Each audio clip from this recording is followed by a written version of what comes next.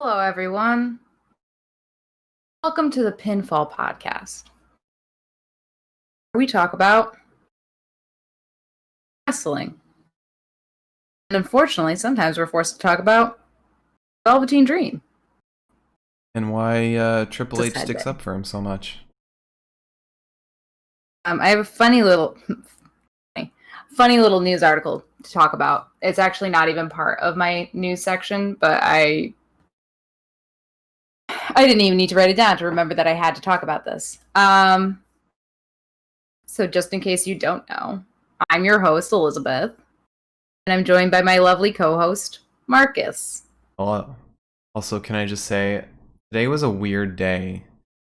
We only had 7, maybe 8 things happen today. Like, barely anything happened.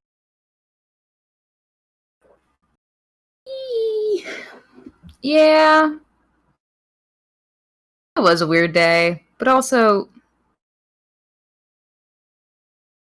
I feel like because they only have so many pay-per-views, like right beforehand, they just kind of like don't know what to do with themselves. They're like, "Shit, we get to do something." Yeah. So at least we got to see Tim Tams. I'm not gonna say that's an at least because it was weird, it was unnecessary, and same reason we, or at least I, disliked Raw last time. Because there were a million, like almost every fight had distractions that led to True. wins. I just like the idea of him being like, I don't care if I'm not actually part of this. I'm in it. So you want to talk about the news? Sure. About the news. We got Mike and Splucha in here. Hello, boys. Oh yeah, Mike and Splucha. I'm having a very stressful day today, which is why I have no energy. I'm about to throw myself off a cliff. And I'm enjoying. This episode of the podcast is sponsored by White Claw Watermelon. Why can't it be sponsored by Bon and V Because Pear and Elderflower? I said it first. All the brands. Just kidding. This is really sponsored by Budweiser glasses. The way that sounds makes it sound like your glasses are Budweiser. I mean, might as well be beer goggles. I was about to say that. Now news? Yeah, let's do the news. Let's talk about the news. There's quite a bit to talk about. Let's talk about the one that there's no point in trying to bury under other pieces of news, I guess. As everybody knows, probably. I assume. Maybe. If you don't, you're about to find out.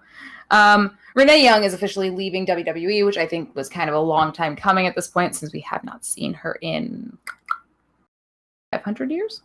Since before she was diagnosed COVID.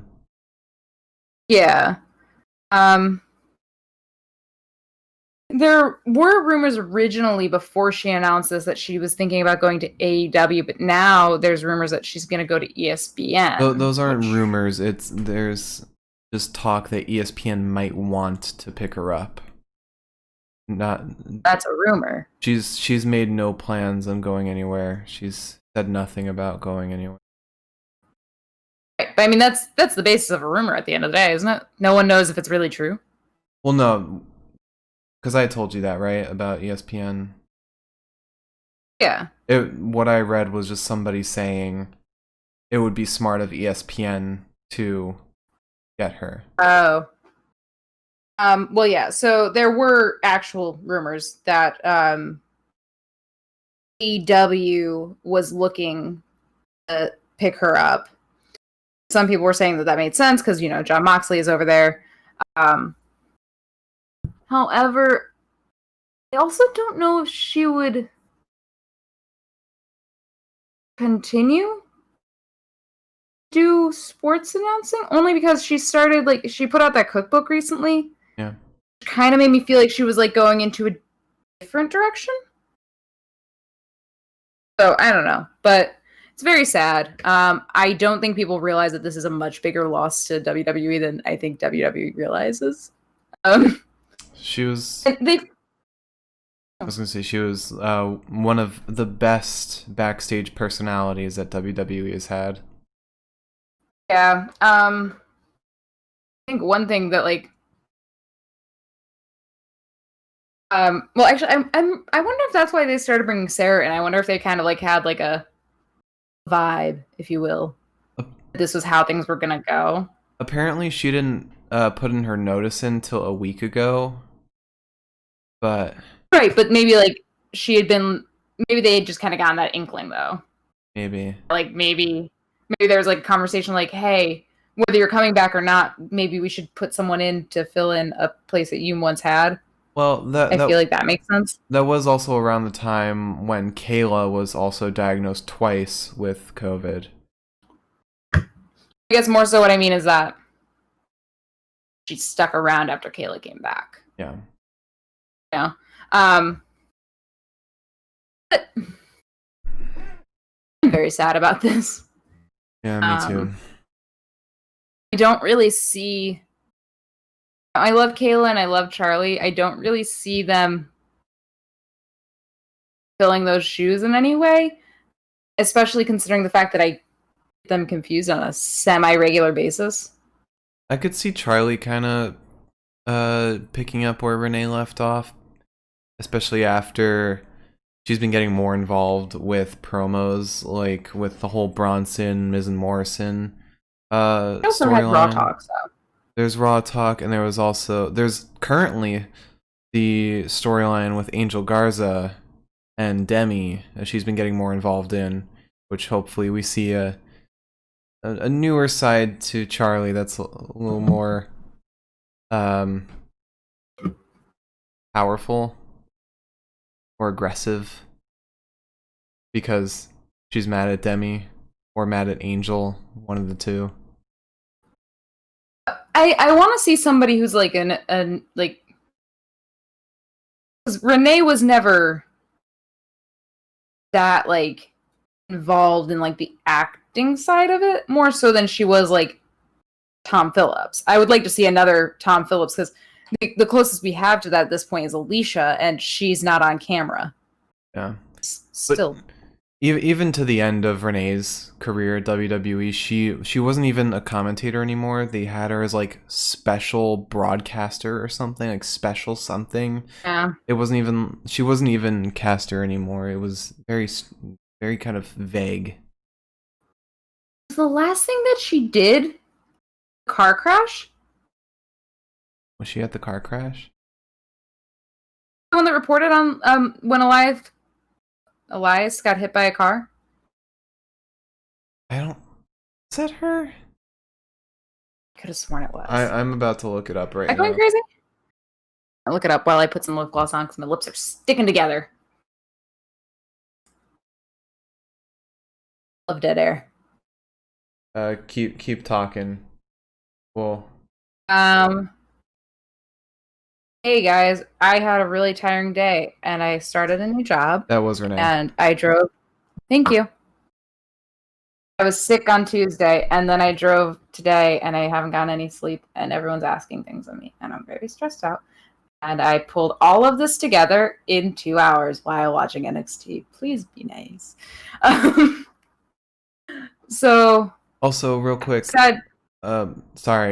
Just jump in real quick. Stick around to the end of the show. We're going to give our NXT TakeOver 30 predictions, as well as all of the regular stuff that we do on this podcast. Mark managed to make his while watching NXT. I managed to write down what I was supposed to be guessing on. So I'm flying by the seat of my pants on that one. Yep, there's a cat under me. Okay, so next thing to talk about is Cedric tweeted this isn't like big news. This is just something I caught actually while I was looking for news. Some like Because I kayfabe think news. yeah. Cedric tweeted, "Something needs to change." Um, which makes me feel like we're gonna see something. I have a feeling he's not. He's definitely gonna move away from like Ricochet and Apollo. Like that's for sure. I don't think he's gonna go towards MVP because that tweet kind of doesn't indicate that. I think he's either gonna go with Randy Orton or by himself. Well, because that's the thing is that like for him to say something needs to change makes me feel like he's going to do something completely different from what we've been seeing. Yeah. Because otherwise, it's not really a change, is it? It's just bandwagon. Mm-hmm. But yeah, I saw that while scrolling for news articles, and I was like, okay, sure, whatever you say, Cedric.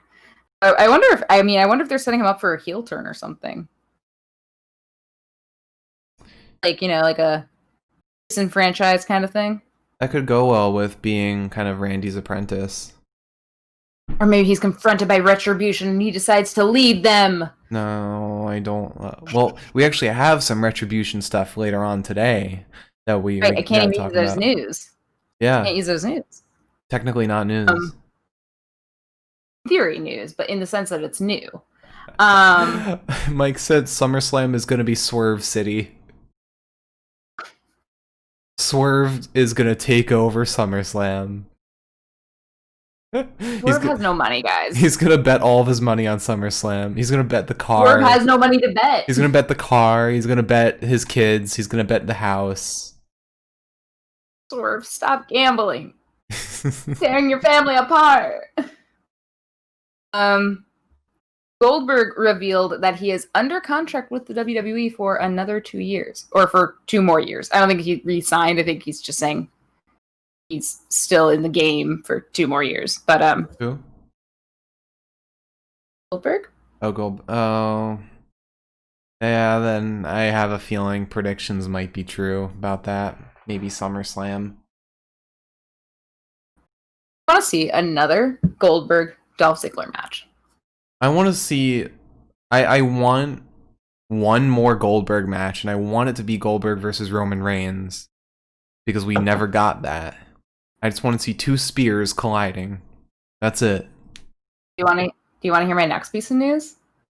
Roman Reigns. In a sense, maybe not confirmed, as you might say. Allegedly. Thank you. That was more of a whisper. That's kind of ASMR-y. Thank you. My tingles. So it's very vague, but we might see Roman and Brock Lesnar return soon, because it's been said that a lot of the reasons that people were more nervous about performing during the pandemic at the performance centers because it's such a small space. Pardon me. Because it's such a small space that people were worried that it would spread way more easily. But because the Amway Center is so much bigger, and it seems like they probably won't have the trainees. Or NXT either. Right. It's one less brand and no trainees. So, it's looking like, although Brock Lesnar's concerns were not COVID related at all, his concerns were financially related. But that could mean that we do see Roman sooner rather than later. If we see him sooner rather than later, I would not be shocked if we got a Goldberg Roman match to make up for the one that they lost at WrestleMania. Yeah. I just had this thought pop in my head, like, What's gonna happen with Raw Underground when they move to the Amway Center? Are they still gonna be in the Performance Center basement, or are they gonna conveniently pack up and go to the Amway Center basement? Just imagine Shane hasn't come up in days, so he doesn't realize that everyone's left. He's just still down there, and he's like, "Oh man, we don't have a lot of Raw guys tonight." It's just Shane and Navigato. Swerve. It's just Shane and Swerve. Yeah. Sad. And one referee. Now, speaking of NXT, NXT might be involved in the WWE draft in 2020. Triple H said that things are changing, and while this doesn't necessarily mean people getting called up, more than it means main roster people being brought down, sort of to balance the ratings, which apparently Raw last week had horrendous ratings, which is to me. Raw's been doing not so hot. Yeah, it's just kind of weird to me that like it has such bad ratings when they brought Shawn Michaels back. NXT has also not been having great ratings. They've been ranked like How 32. is SmackDown doing so well? How is SmackDown doing as well as it's doing? Because it's A, a Friday night, B, at 8 p.m., and C, on Fox. Yeah. Whatever. And they've also, who's the biggest, I guess Jeff Hardy's not really a big name. Like a household name. They don't really have household names on SmackDown right now. Jeff is a household name, but he's washed up. I mean, you talk to somebody who doesn't watch wrestling, they won't really know Jeff Hardy. Yeah, but I mean, in my memory, a lot of people always knew who Jeff Hardy was. I mean, like, Jeff Hardy and Sheamus are pretty big names. Raw doesn't have too many left over. MVP's kind of a relic at this point, but Randy Orton, maybe. Randy, yeah. Ray. Right, yeah. But yeah, so NXT might be involved in the WWE draft in 2020. I would not be shocked at all if they were like, hey, let's bring some main roster people down just to kind of level the playing field a little bit. Mm-hmm. And frankly, I think that's what they kind of need to do to improve their ratings in the first place. Yeah, I kind of saw it coming at some point. A show, well, I mean, the draft more so is what I'm talking about. Like, because, like, the show is only as good as the people on the show. Mm-hmm. So it would make sense, I feel like, to kind of juggle some stuff around. Yeah. Okay. A second to last piece of news that I have is Mickie James. This is not a surprising piece of news. Mickie James is disappointed with her WWE return. So many people are. If you're shocked, you probably shouldn't be. Or you just have not been watching, which is power to you. You're the real winner. But yeah, she's disappointed in it, and she should be. Because it's bad. Mean, they pretty much just sidelined her to do a promo with Seth Rollins. Awful. Yeah. Brutal. Cold. Eye for an I don't have eye. time. Eye for an eye. What does it mean? What does it mean? I know what it means. I know what it means. Orator of our time. Oh god. My last piece of news, which I actually didn't write down, Triple H once again addressed the Velveteen Dream stuff and said that they found absolutely nothing to note. In addition to that, pardon me, I'm going to move my microphone for a second. I don't know if that's... I don't know. So he said, I haven't found anything notable at this point. He wants to stop talking about it, basically, and move on to different topics. Which, when you pair that with a lot of rumors coming out that everyone's hating Velveteen Dream right now. Like, Yeah. not just us, but like the locker room. He's getting a lot of heat in the locker room. I mean, on social media, it seems like Finn and Dakota are kind of against him. And I imagine a lot of the women in NXT are. One of the people that he also allegedly assaulted was a guy. Every right to hate him right now. Yeah. We go across the spectrum here. And I mean, you just think about it, like, it's not just the fact that he was brought back for allegedly committing sexual assault, or not sexual assault so much. What was that one of the things he was suspected of? I know it was like primarily sexual contact with a minor and potentially sexual assault. Like being brought back for that, but also like it seems like he's getting special treatment, whereas other wrestlers, like for example Jack Gallagher and Austin Theory, who are just two of the names who were completely released because of accusations. And then you have Jack Gallagher was in NXT. Yeah, NXT UK.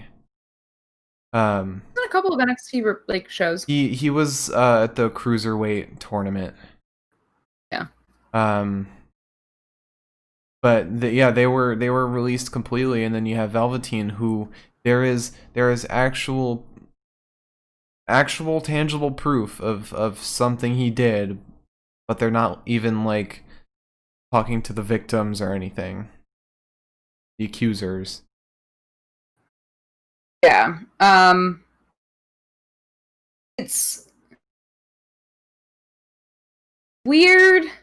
I guess like I get it. Well, I don't get it. I guess like he is a favorite, but at what cost? I wouldn't even consider him a fan favorite. You go on Twitter, you go on any WWE tweet that involves him, all the comments are hating on him. You go on Reddit, everyone hates him, and Redditors are the most likely to like do the whole innocent before proven guilty thing, and they all absolutely like despise him. So, like, who likes him? I mean, I got the impression that he was a fan favorite before all this happened, and then all this happened, and now a lot of people are kind of turning on him, rightfully so. Mm-hmm. But I feel like it's hard to even like see any kind of shed of light on his side, because the whole thing was, or the majority of what he was accused of involved a voice recording, and that's hard to fake. Yeah. I also think that like the other thing that's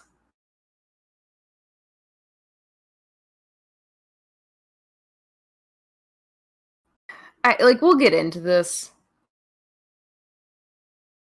but the fact that like they didn't even change like even a fraction of his gimmick, like there's a couple things that we saw tonight that they could have just taken out and said, hey Dream, could you just not do that, because like, you know, everything that just happened recently, and also even just without like the context of like what you may have done, context of like everything that's happened recently, maybe you don't.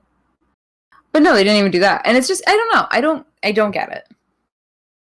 I don't know what he has got on Triple H, but Triple H seems to be vibing 100 on that guy. Yeah, I don't know.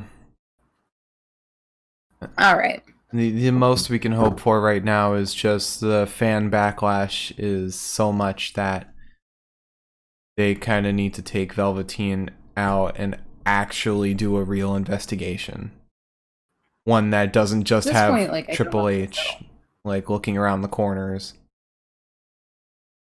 So, like,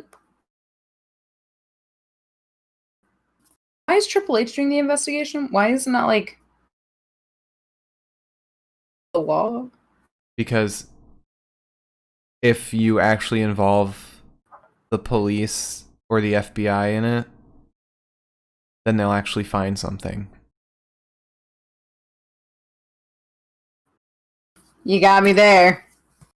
Wanna move on to matches? Yeah. Alright. Out of your news. Probably the shortest event that we've had in a long time. There's not much going on today. You mean episode? Yeah, whatever. I call them events. Alright, so let's start here. Glad I was eating my dinner for this one because I almost puked. It was bad. And not in like the it was bad like it sucked way, but like in the I didn't need to see that in replay 3 fucking times. Yeah, it was genuinely a really good fight. I'll give Yes. Ridge credit for that because this is our first time seeing him. And he made a hell of a fight. Even when Johnny was kind of struggling with his injury, he was still kind of like playing his character, but not going as far as Brock Lesnar did with Randy. It was very well played out.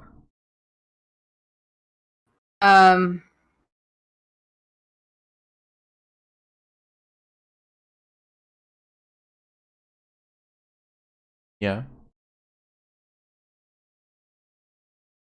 You want to start us off? Sorry, I'm retweeting the live tweet. I forgot a word. Anywho, welcome to the Pinfall podcast. So we start off with Johnny Gargano versus Ridge Holland. I still can't stand Ridge Holland. What's that out there? I don't know why.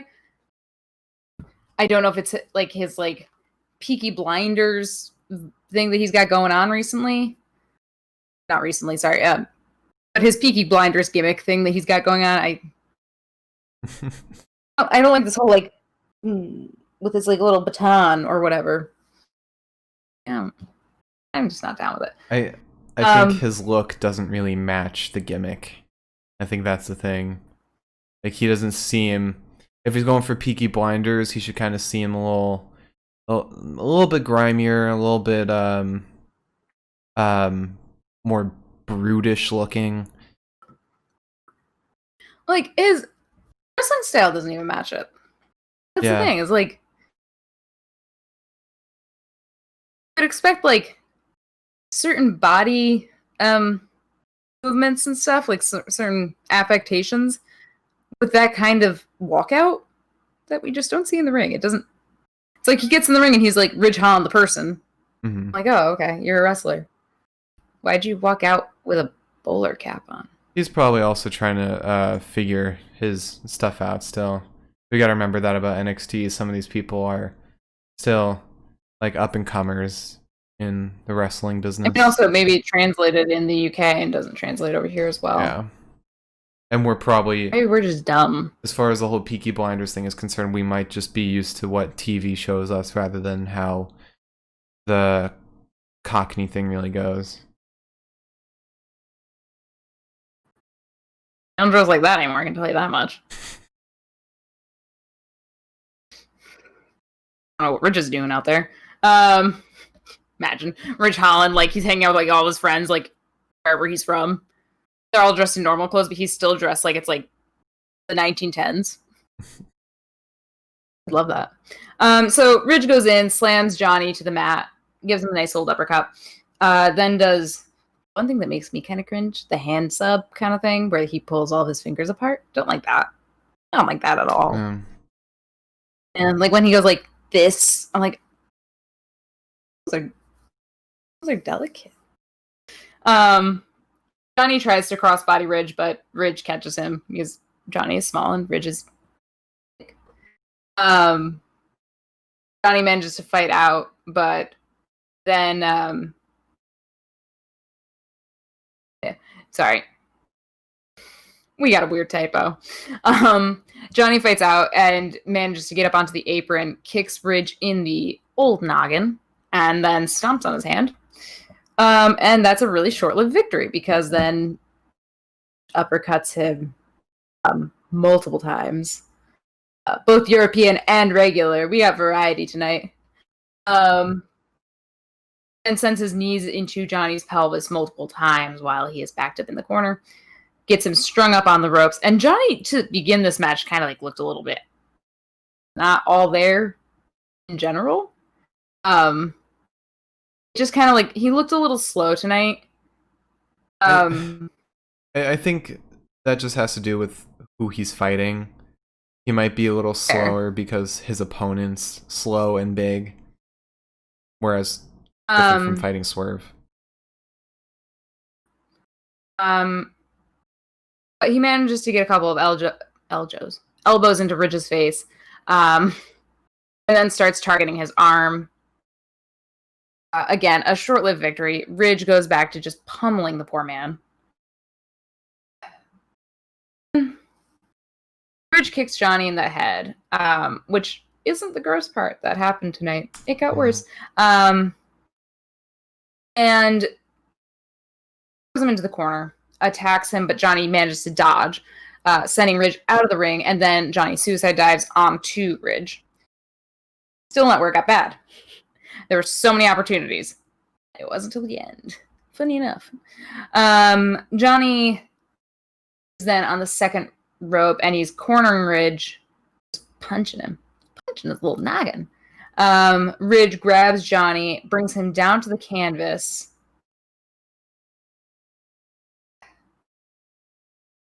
And my brain isn't even registering what move it was at that point. Basically, Ridge had Johnny in the air. Johnny landed noggin first into the mat. It was like a weird crossbody, but Ridge was like suplexing him. Yeah, it was. Splucha said it was a botched power slam. Okay, that would make sense. But yeah, we knew ahead of time here because we talked about this in the news a couple days ago, I think. Johnny super injured during his match, this match particularly, to the point where Triple H and Shawn Michaels had to come out and make sure he was okay. He apologized to everybody, and all we knew was it was a botched move, basically. A botched landing, rather. Right. But then we saw it 3 times in slow motion, and dear Christ, and he looked like shit for the rest of the match. Yeah. Like, there were a couple moments where he looked like Johnny, and then there were a couple more where he just, like, looked like he was just trying to piece it together. I want to give credit, though, and this might be weird, I want to give credit to, like, the editors of this, because they could have just cut to commercial at the end of, or at the start of his injury, but rather they returned from commercial at the start of his injury, and like they did the whole mini screen in screen kind of thing. So we did see the whole thing. They could have just cut to commercial and then skipped where they started again after Triple H and Shawn Michaels came out, but no, they pieced it together really well to where we had Johnny reacting to his injury, and then like we were kind of back in the fight with a little, I think there was an interaction with like Candace or something. Right. Well, after it happened, Johnny managed to crawl away to the corner after the ref was like, "Hey, alive still, bud? You with us? Okay, you breathing? You feel your arms?" And then Johnny crawled himself over to the corner, and Candace was like, "Hey, I've got to keep pretending to be a bitch, but like, you could die in the middle of this. This is gonna really suck for me if you do." If you could just simply not die on television, and live to see Padme another day, that'd be great. So yeah, but then they showed it like 3 times in slow motion, various angles, and I was like, I don't really get it. I get what happened. Like, somebody gets stabbed with a knife. I don't want to see that guy get stabbed 3 times in slow motion afterwards. Me editing an action film. Yeah, it was just. So it's you editing the security cam footage you're gonna give to the cops. Here's my hits.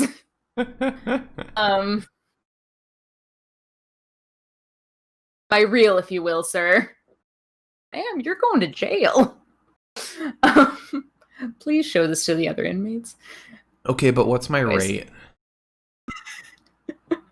How much are you willing to give me for this? What's your budget? 5 years? What do you mean? I made this in 20 minutes. Oh boy, I'm on my last brain cell, folks. So Johnny just looked bad after this. Like, he didn't look quite right. He managed a super kick to Ridge, which kind of felt a bit like a receipt, if you will. It was a pretty direct hit. Ridge went down hard too. And then they were kind of bouncing off the ropes opposite from each other, and Ridge just explodes into Johnny, flattens him, sends him out of the ring. Back in, sends him face first into the mat. At this point, they're right next to the ropes on the inside of the ring, and Candice is on the outside. And Candice holds Ridge's leg. Mind you, he was being very threatening to her, and I didn't care for that. I was like, did you have a different fight? Stay away. But so Candice holds Ridge's leg while Johnny manages to kick him in the face again, which is good. Good for him. And then Johnny manages a DDT to Ridge, and I was like, oh, he's okay. So Johnny pinned him. He's going to take over. Candice helped him out of the ring, and oh my god, Johnny did not look like he knew where he was. Sweet, sweet prince. It was just like... It's... You know, it's so hard to think of Johnny and Candice as heels. When A, they have, like, such a good relationship, and, like, they're... In reality, like, their relationship is really cute, and even on screen, it's, like, very genuine. And then you have, like, them looking, like, as happy and as sweet as they do in the ring. It's so hard to think of them as heels. Also, I feel bad making fun of how Johnny looked. I'm just trying to bring some humor to the situation. I felt very bad for him. I was very uncomfortable with the whole thing. I mean... Listen, I'm glad that he's going to take over, at least in that he's, like, medically cleared to...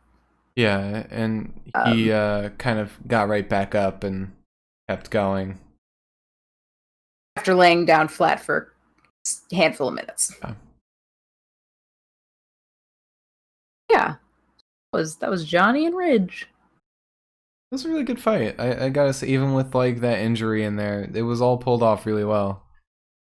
Yeah, it definitely was. It looked good. They both looked pretty good. I'm excited, sort of, for Takeover. The card is not big for Takeover. There's, what, 5 fights for Takeover? Yeah, but I don't think In Your House was that big either. I don't think so. I think we had the same conversation, actually, before Takeover In Your House. Oh, okay. So then we had Dakota Kai versus Jessie Kamea. And let me just tell you something. After seeing Retribution 14,000 times, if you don't know who the girl with the black hair and purple streaks is by this episode of NXT, you're dumb. The one who jumped in during the Big E John Morrison fight with the streaked hair. She came out to fight now. Her name... is Jessie Kamea. Maya, whatever. think it's Camilla, actually. I think I said it wrong. I know it's definitely her. There was no doubt about it. That's the hair, and is it really any shocker that we had that intentional or not hint? Now she's fighting Dakota Kai. Mm-hmm. Is about to go to Takeover and fight the championship belt holder. I'm just saying. So Dakota basically Jesse manages a back press on her, gets Jesse in the corner, and kicks her in the whole face twice. She covers, but Camilla kicks. Then we get a headlock on Jesse. She manages to power out, sending Kai into the corner. Sort of, kind of, maybe German suplex style, almost, maybe thing-ish. And then does like a Superman punch to Kai, which I was like, oh, Roman, I miss you so much. Everything reminds me of him. And then Jesse is a face buster on Kai. Kai kicks out of the cover, follows, and gets a GTK to Camilla. And Camilla's done. Kai pins her. She wins and then gets a microphone and calls Io out. Io says, "Hello, I am here." Kai kicks Io in the face, and then Kai gets flattened. Raquel comes out. Sucker punched by Io. And then Raquel clotheslines Io's neck. And then powerbombs her because it's Raquel. Which gave me like a little vibe. Happen at Takeover. We'll talk about it at the Takeover predictions, but I think it gave you the same vibe. So. Oh yeah. After that, we had Tegan backstage talking about how she was abandoned by Candice, and is sad about that.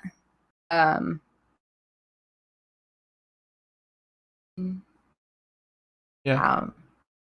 I don't know. It's like one of the only promos that we had like backstage tonight, and I was just like watching. I was like, we're fighting for like the championship title like 2 weeks ago. What's happened? It was the only backstage promo. Yeah, I think that they're setting something up here for Candice to do. That's fine. Yeah. Yeah.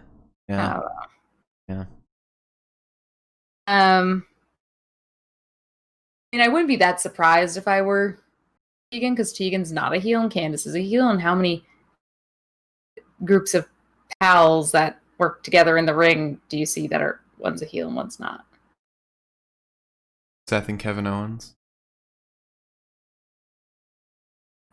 Don't work together in the ring. They're not a tag team. Oh, I thought you meant were once a tag team and then became heel and face. No. I mean, like a current time right now in this moment. But aside from that, then had Legado versus Breezango and Swerve. This was a weird match. This was a very weird match. Yeah, wasn't great. But it wasn't bad, I think. It was just strange. So we start off with like an all-out rumble, more or less. Fandango manages to get Mendoza alone in the ring, and we're like, okay, those are the two starters, I guess. Mendoza slams Fandango into the corner. Joaquin is now in. He goes off the top rope. Fandango dodges him. Then Fandango manages to get Joaquin tangled up in some ropes, tags Breeze in. They do like a little foot sandwich to his face.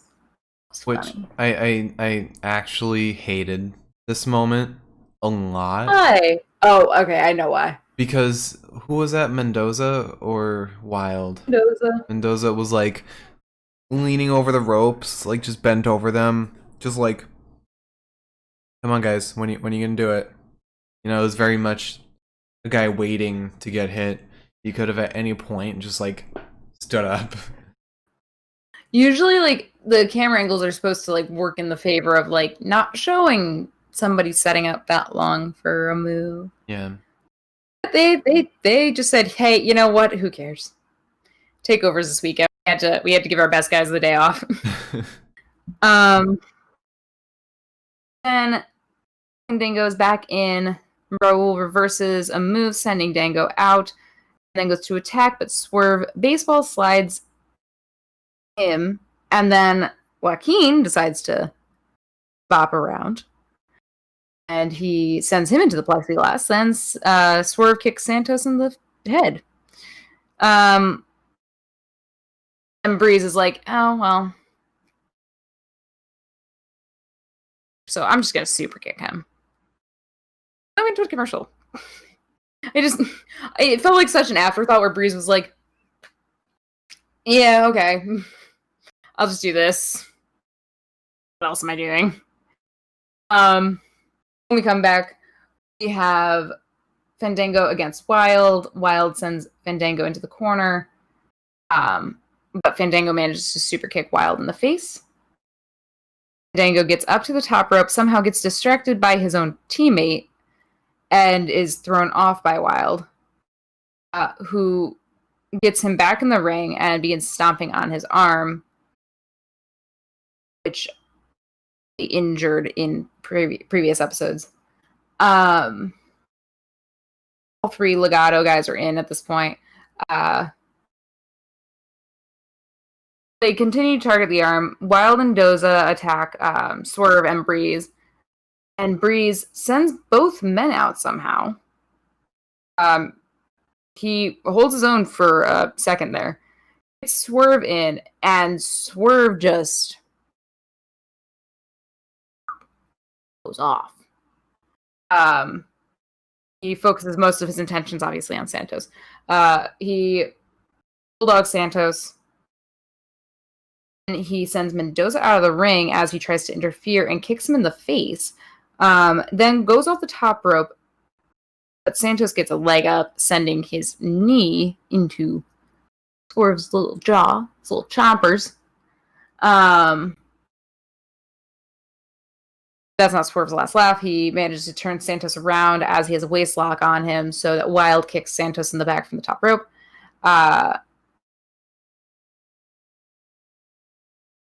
Then it gets weird. Swerve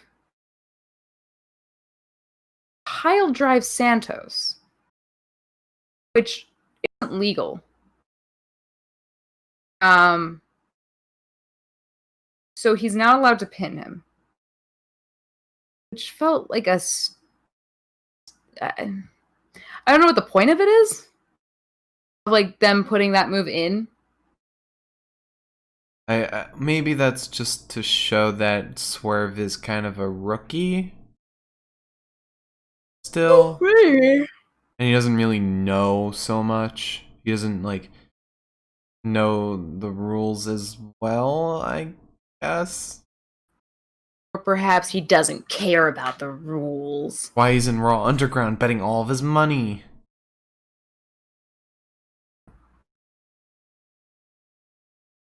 You should have seen this coming. Oh yeah, he probably pile drived a lot of people in Raw Underground. I mean, that's probably legal. Yeah. But not... The only rule is that can't fall off the mat. one rule. Touch the strippers. And don't talk about Raw Underground. Don't touch Shane. Unless Shane touches you first.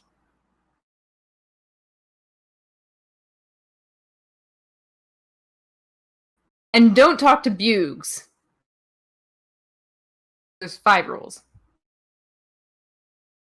And don't make bets with Swerve. 6 rules. Oh my god, there's more rules in Raw Underground than there's in Raw. Raw, at least you can, punch a 71-year-old man. And you can give a child a bunch of bleeding scars on the torso. But I think, what was it, 32 or something? 36. Whoopsies. Yeah.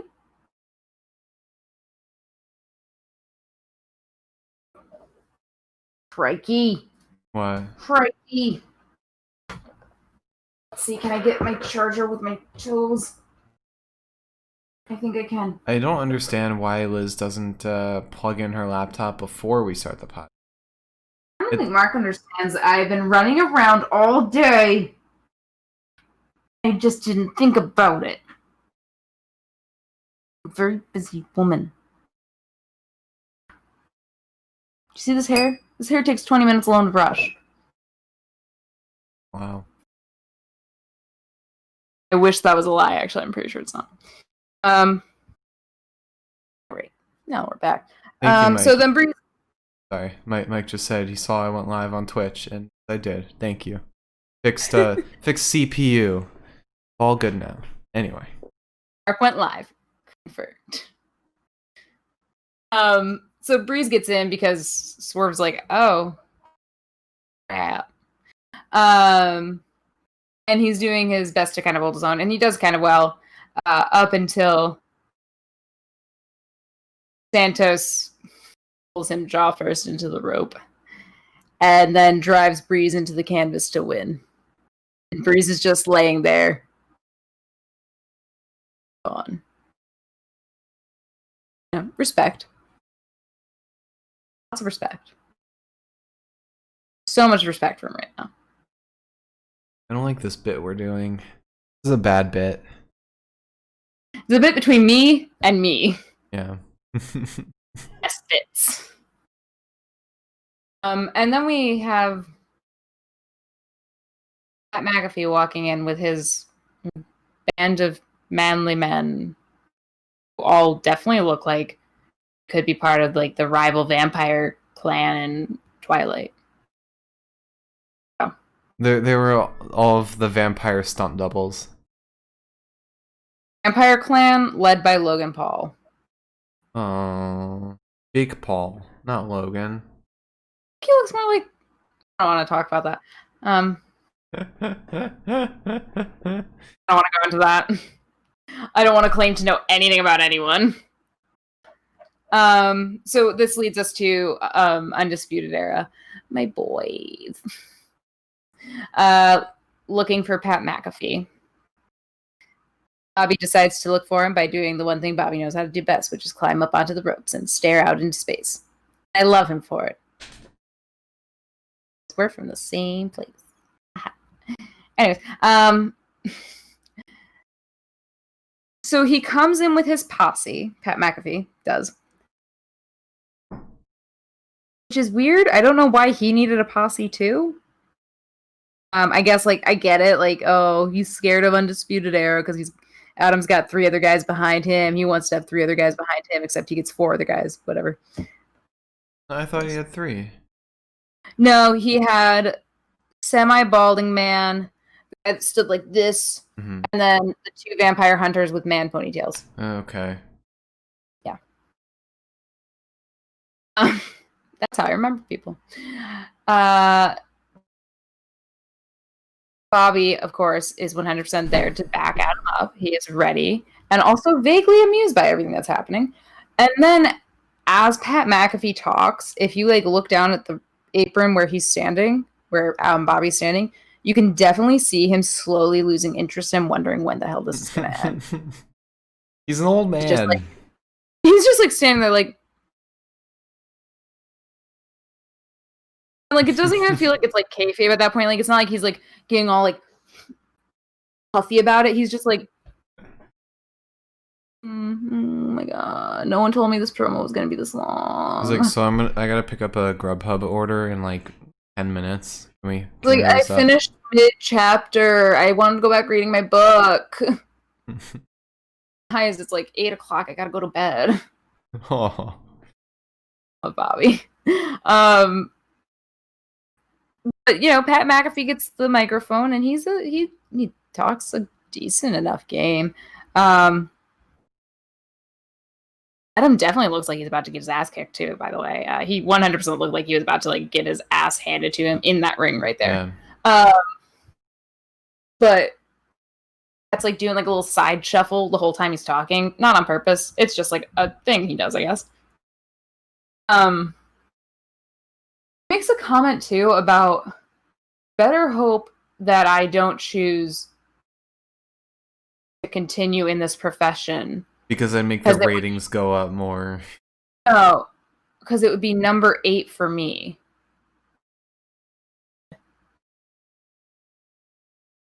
About ratings later, but that's what he said. I thought he meant 8, like 8th in the ratings, as opposed to 30th in the demo. I just thought that he meant that he had 8 professions prior to this. I don't know. I was going to say, to be totally fair, he talked for about 1 minute, and then after that, my brain turned completely. Yeah. I could not listen to him. I mean, his brain's too messed up from football to comprehend anything. Hunter, he didn't even get tackled. Hunters can get tackled too sometimes, I think. I wish. Their jobs seem real. So Adam just kind of is vibing on the ropes for a while, and then at a certain point decides, okay, so like, are we gonna do this now? Like, do you want to like have a pre-match fight? Like, what do you want right now? And he starts talking incredible shit. And Pat McAfee starts looking like a little scared. 4 security guards come in and they're like, whoa, Adam, whoa, no, Adam, you can't do this, Adam, in a very animated way, which I loved. I think the extras are great. They're doing an awesome job. He then pushes one security guard into the other and then starts just throwing them out of the ring. And he's like, no, I'm going to kill Pat McAfee tonight. And McAfee's looking a little scared. And then Adam gets real close to Pat's face and says, I'm going to make you my bitch. I said,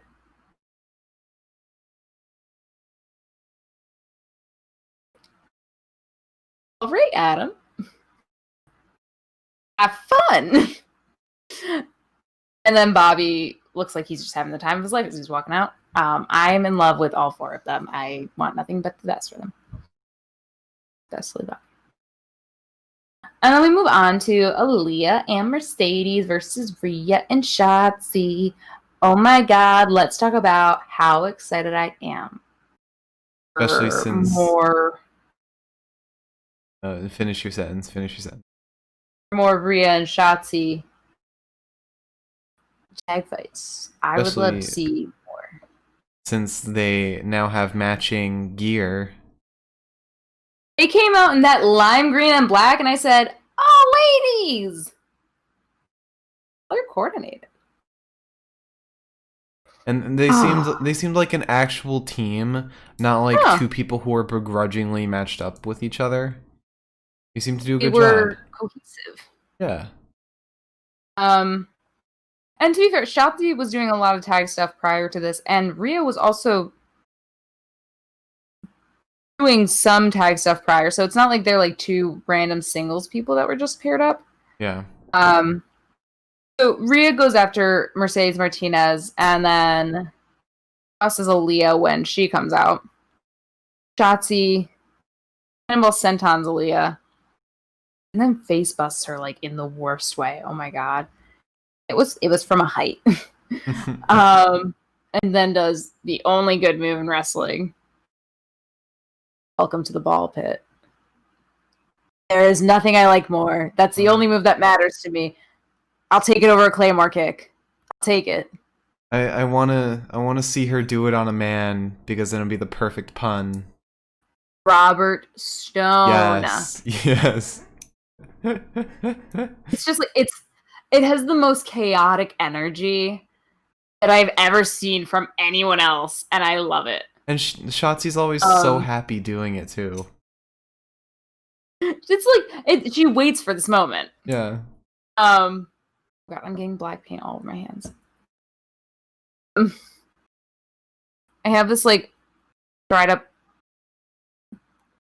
all of black paint that like dried up my palette, and now it's like all over my fingers. um. So, Aliyah. Leah manages to get Shotzi down to the canvas. Mercedes is in for like a whole second. They kind of did a Bailey Sasha thing where they were tagging in and out constantly. Shotzi attempts a sunset flip, but is countered by Aaliyah with a neck breaker. Rhea gets in, and Mercedes is she's getting her pound of flesh. Aaliyah interferes, but the ref isn't looking. I think this is around when Shotzi was back in because I think Rhea saw it. But Aaliyah interferes, and Rhea is just pissed.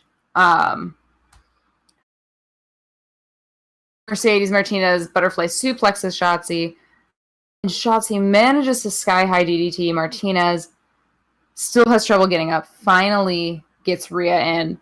Rhea is she's clotheslining Aaliyah to Kingdom Come. Oh my god.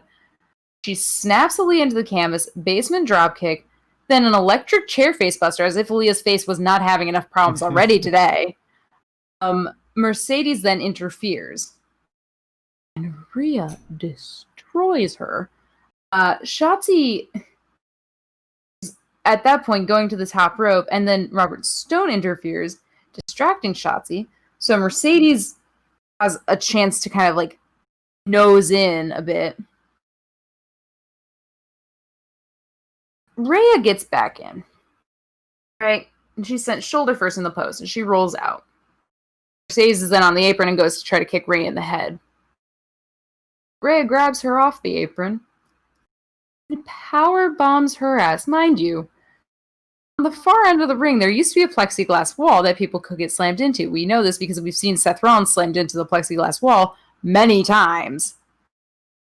That wall didn't exist tonight. And it didn't exist almost solely, I think, to send Mercedes Martinez into a power bomb over the barricade onto the cement.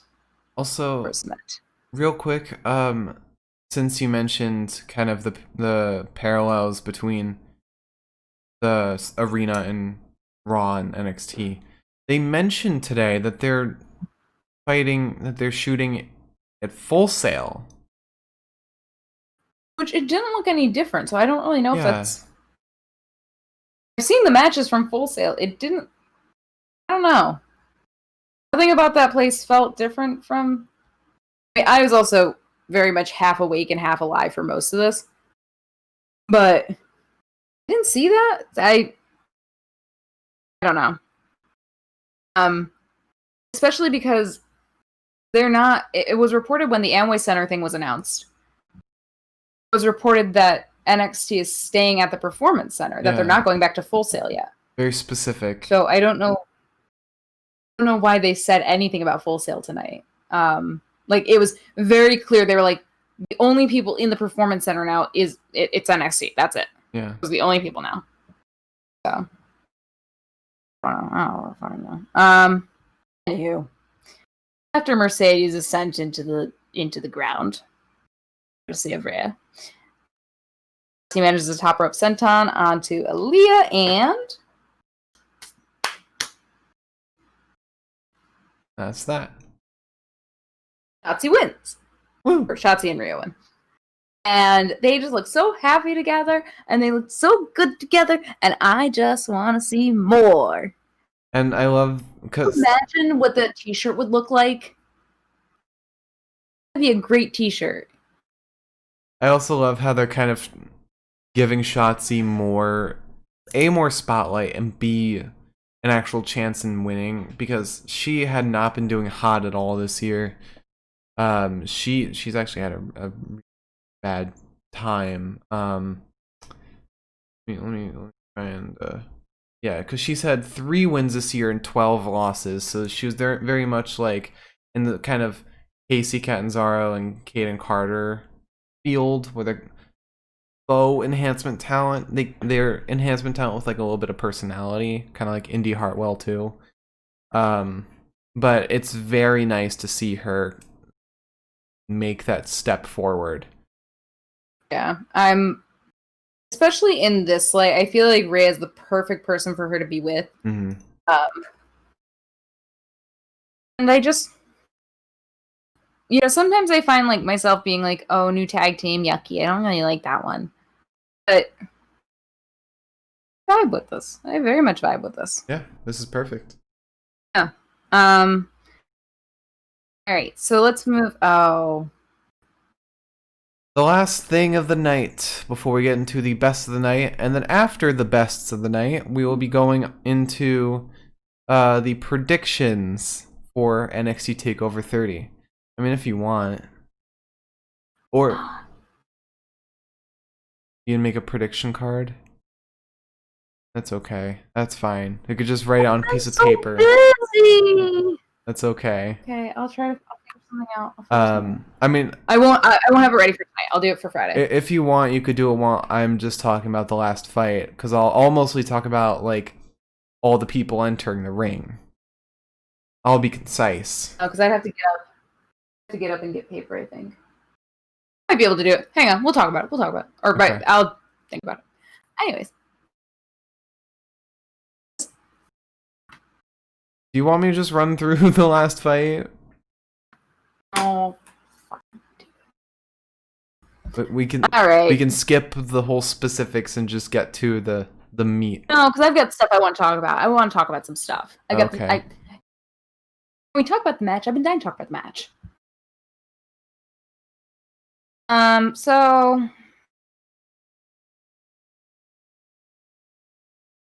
every once in a while, WWE decides something horrible. And recently, what that something horrible has been is how they treat Finn Balor. And that brings us into our Finn Balor Velveteen Dream match. So, I'm not going to get too drawn into all this. Finn immediately gets streamed to the canvas and is basically just taking all of his accessories off. God.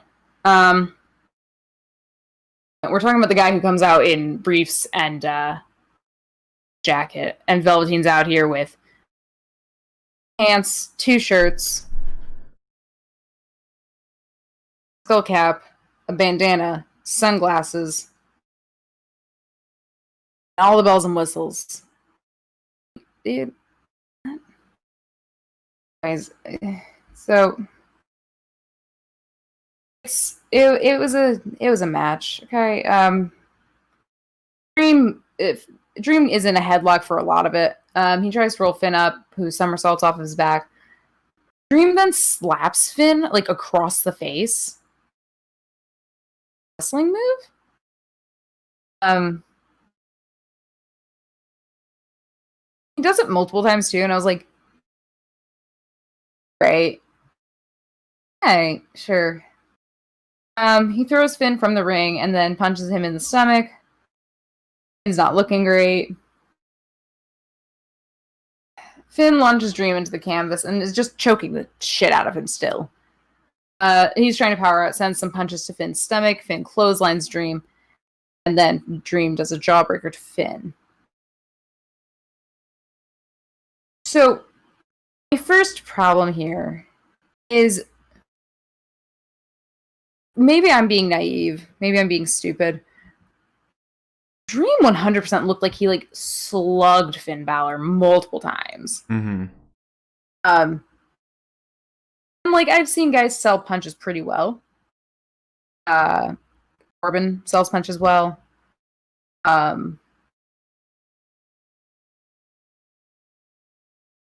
Sell punches pretty well. Like, it's not a ton of guys who can sell a punch easily. I mean, we saw a wind up and a follow through on a couple of these. So that's whatever. Neither confirmed nor denied. Then he covers. Or no, he wasn't covering. Sorry. Finn was cornered. And he got up onto the second rope. Dream got up onto the second rope. Facing Finn. Being down on Finn, mind you. Finn's face is Velveteen Dream's reckless crotch, if you will. And he starts grinding in Finn's face?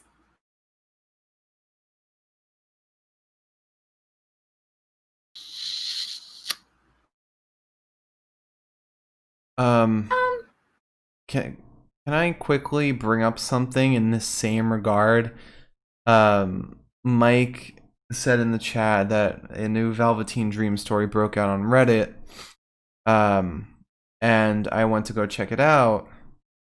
So this guy, Matthew Jimenez, he's 17, and he DMs Velveteen Dream on Twitter or on Instagram, or maybe it is Twitter.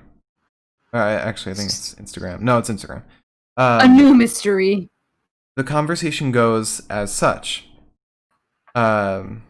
Matthew says, "DM still open? Huge fan."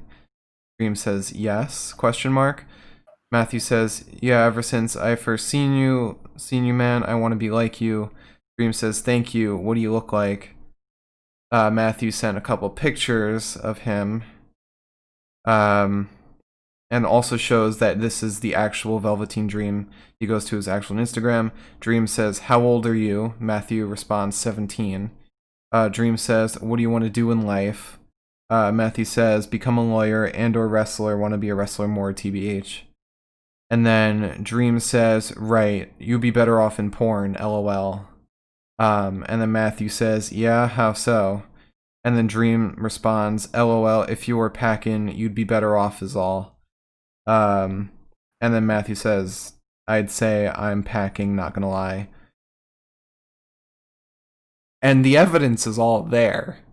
That is the actual Velveteen Dream Instagram. He clicks the link in the chat and very clearly goes to his Instagram. There are clear sexual comments, pictures, age is known. It's all there. Triple H is all there. Oh my Triple H god. looks at it and he's like, "Suddenly I can't see anything. I'm blind." Stephanie? Oh my god! Well, that just makes everything that's about to happen worse. Yep. So, as I was saying, Velveteen Dream, where we left off, in case you guys don't remember, Velveteen Dream is currently rubbing his crotch in Finn's face. Because that's a normal thing to do in a wrestling match, I would say. Anywho, so then he's getting stomped by Finn because Finn's like, "Hey, could you not?" I don't know, concept. Please. I have a wife. Then Dream jumps off the top rope and double axe handles Finn, and then Cameron Grimes is here. The best part. I really wish that they had left it at that. Yeah. If they had left it at that, fine. So Dream is like super distracted by this because at this point Dream was admiring the belt and Cameron's like, "Hey, no, that's mine." Dream tries to pull it together. He whips Finn into the corner. He kicks Finn in the face. He uppercuts Finn. It's a whole goddamn thing. Finn manages to reverse Dream's Irish whip and Eastman drop kicks Dream's face. Good. I was happy about that.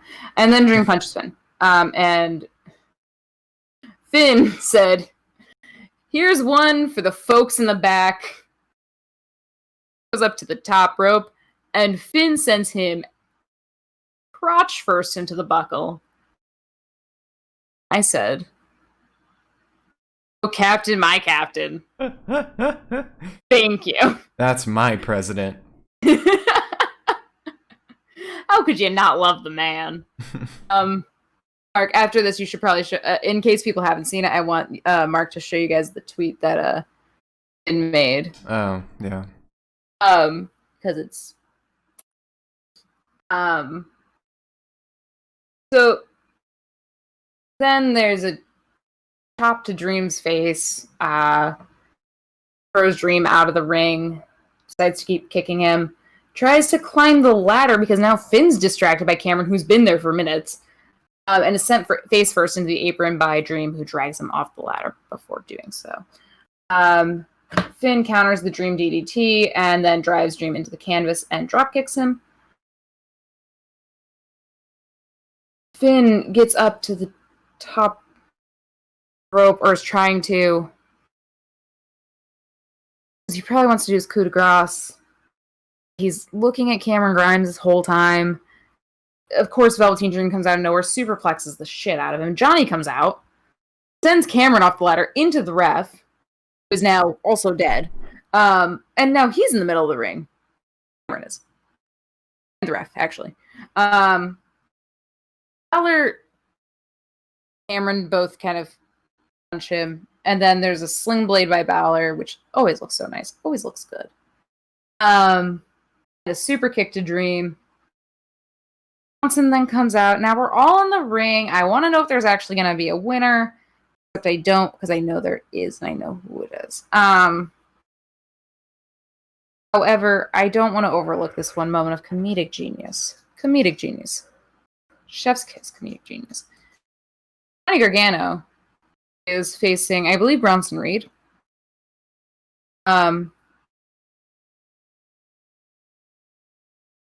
Bronson is here.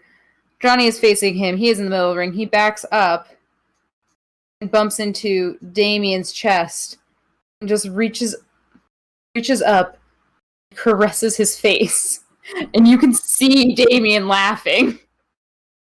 I said, boys. Sweet boys. Except for Velveteen Dream. Velveteen Dream obviously wins. Velveteen gets all the respect. Finn gets none of it. If only the roles were reversed. Then Wild Dream is pinning him. He is absolutely pressing his crotch into Finn's body. It's very weird. I was uncomfortable for all of it. And then the ref is like, hell yeah, let me get out of this match. Counts like to 3 in half a second. And then Dream crawls over to the ref and goes, like, come hither gesture, more or less. Like, basically, like, grazing his chin. And sticks out his hand so that he can, like, have his hand raised. And what I'm going for here is if you've been accused of sexual assault, or rather, how about this? Sexual irresponsibility Sexual with minors. Underage coercion. There we go. If you've been accused of underage sexual coercion, maybe there's a way to push your prince-esque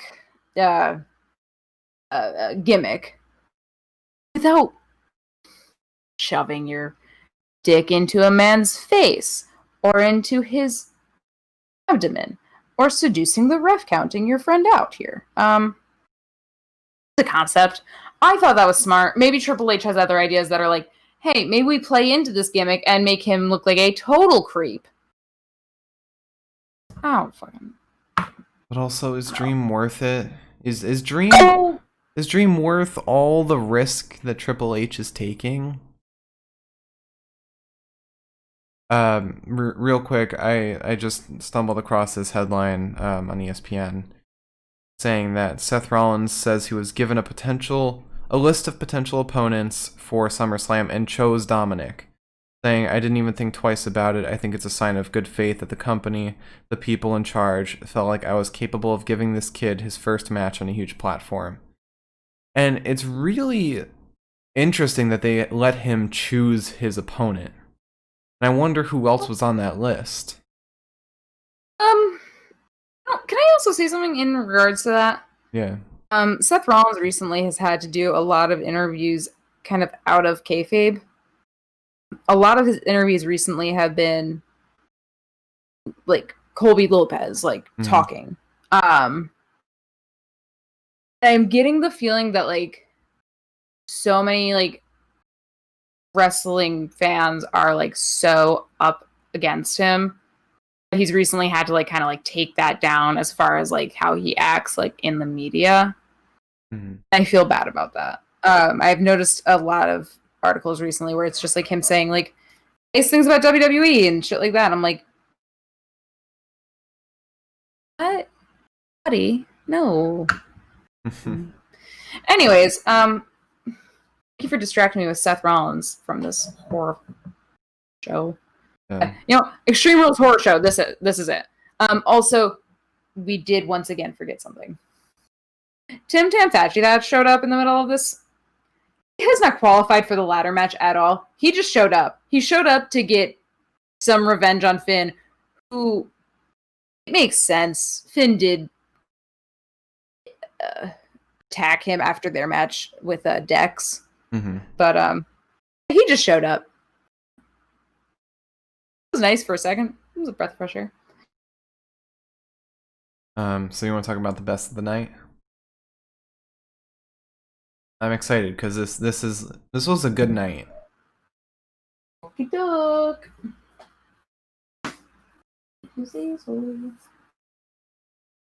This was a good night because there were not many promos to choose from. Most of the fights were good, and every fighter looked great. Except one. And that one was Aaliyah, Mike.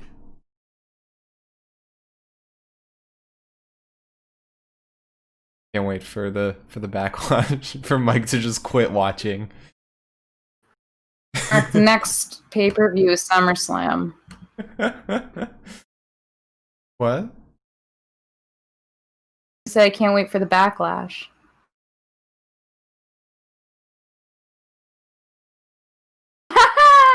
So we don't have to give our predictions tonight. Cool.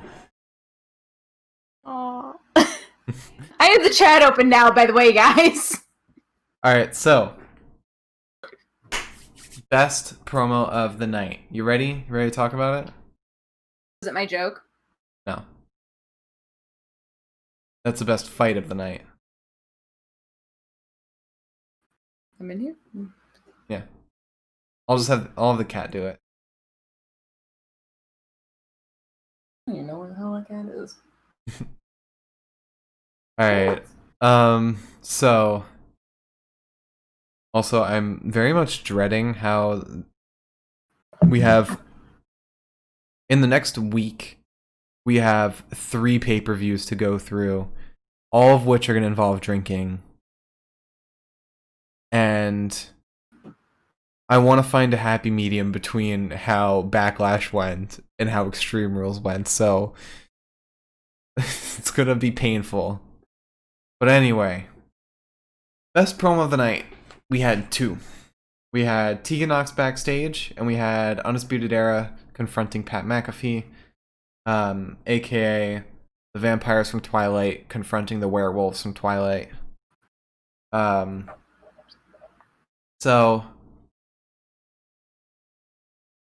I gotta give it to Pat McAfee. I mean, I would love to give it to Cameron Grimes drunken rambling, but that was part of a fight. That's more of the fight than a promo. If you want to separate the promo from the fight. Yeah, because we like to look at it as like separate segments, and that segment was a fight. However, I would happily put an asterisk next to this for Cameron Grimes' drunken rambling. Yes. Pat McAfee with Cameron Grimes drunken rambling in the background. I choose Pat McAfee not for D-list washed up football playing Logan Paul. However, 1, for Adam Cole's stance in the corner of that ring for 90% of his speech. That was too much for Elizabeth. And 2, dose.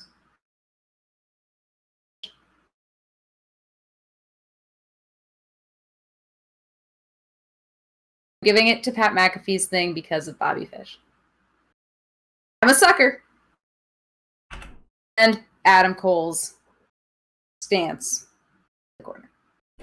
Stance grounded. Wow, that was the easiest promo of the night we've ever had to decide.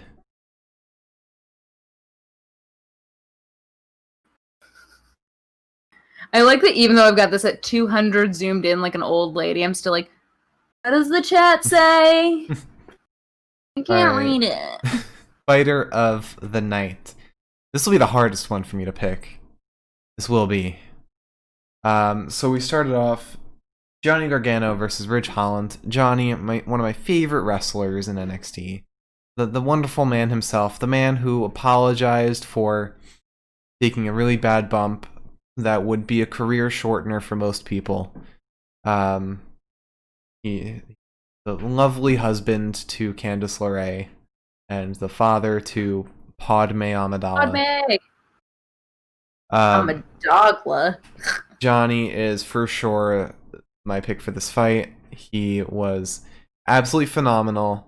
Although he didn't look his best, like when he was fighting Roddy or Swerve. But he chose. He didn't have to. He chose to fight with that injury. He very much could have, backed out, had the fight end early. Just ended it like any other injured wrestler would. So I very much commend him for that.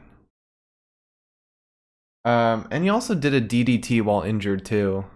It was awesome. And then we move into Dakota Kai versus Jesse Kamiya. I mean, who else am I gonna pick besides Dakota Kai? It seemed like she was just fighting a mannequin, honestly. Dakota looked cool. I guess it was enhancement talent. And then we move into Legado del Fantasma versus Breezango and Isaiah Swerve Scott. I think the best one here was Swerve. Breeze looked good. I just want to see some more impressive fighting from him. He just doesn't really have the fighting style to come off as like impressive at all. Fandango didn't have much time in the ring that wasn't spent being beaten up. And then Legado all kind of have like very much the Andrade Angel Garza fighting style, where it gets the job done, but it's not super impressive. So that fight, I'm gonna give it to Swerve. And then we move into Aaliyah and Mercedes versus Shotzi and Rhea. I'm getting a hole up in the chat. I'm gonna keep going. I just want to say thank you, Mike. Doing my best. My concealer is hiding my under eye circles to a maximum degree today. Thank you.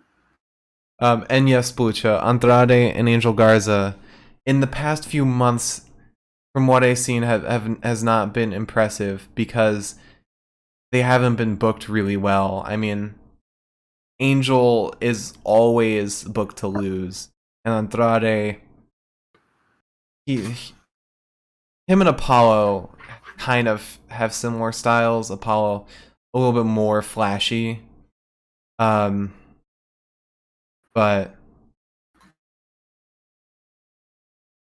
I'm not really impressed by Legado. More so Swerve, especially since he had that pile driver. What? You ignore like the past 10 minutes of me talking about Swerve? The rest of this fight? I tuned into I'm not impressed by Legado. Yeah. The whole stable of Legado del Fantasma. Really? Yeah, I mean, Santos is close for me. I think he's like the least impressive for me. Like Joaquin and Raul are like crazy good. I'm just talking about today. Raul and Wild, like I've seen them when they're looking flashy and impressive, but that wasn't today. They were mostly just getting beaten up today. So it's hard to kind of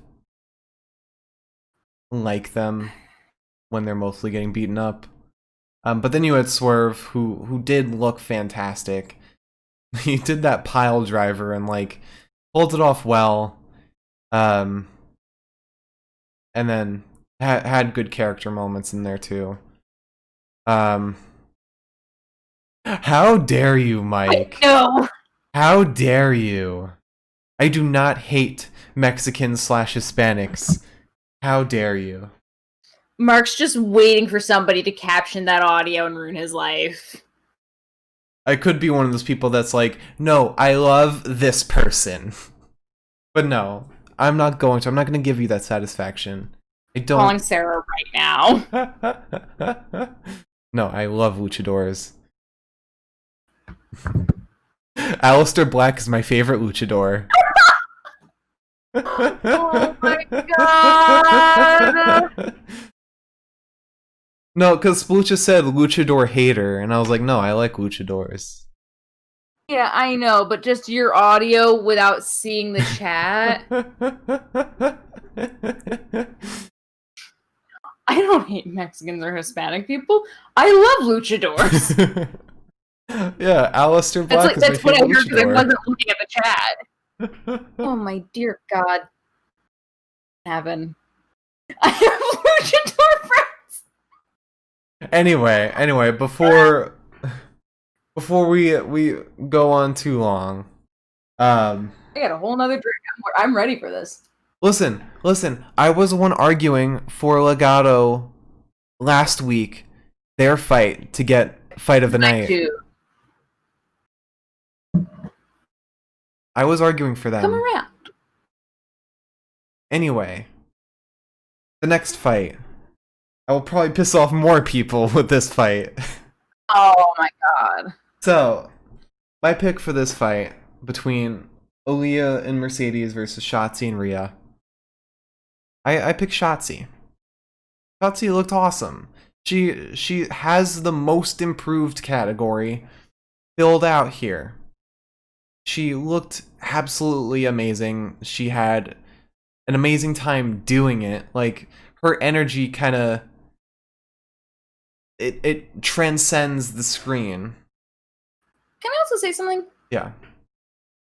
I really enjoy Shotzi in the sense that, like, a lot of, like, female wrestlers right now, a lot of the bigger ones, really feminine. And, like, even when they're not feminine, they're still, like,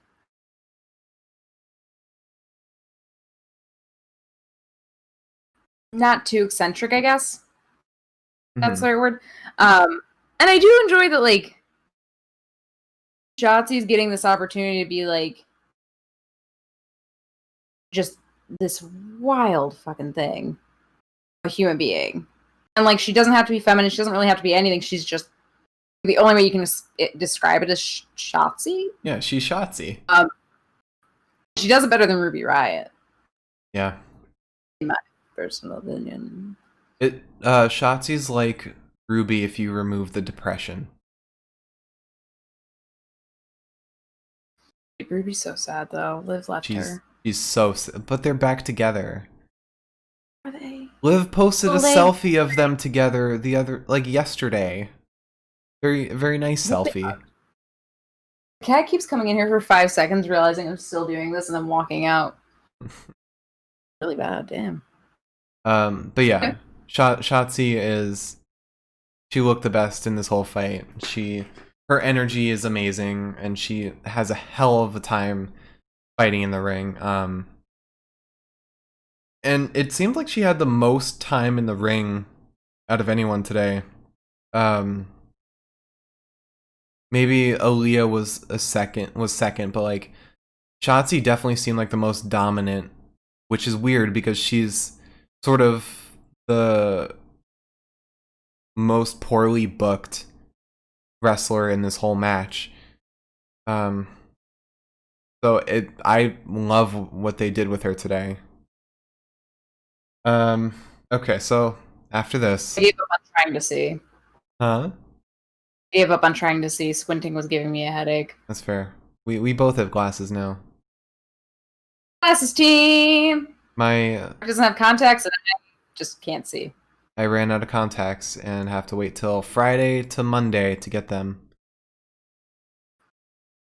Get ready for our next podcast where it's an eye for an eye match. One of us is going to see way worse, and I hope it's not me because I can't wear contacts. Mark would still be able to put one contact in his eye. Okay. So then we had Finn Balor versus Trash Man. Versus Trash Man! Finn Balor versus 4 question marks. So Finn looked the best. I refuse to give it to give 4 question marks any kind of validation whatsoever. So Finn did look great today. He looked mad. He looked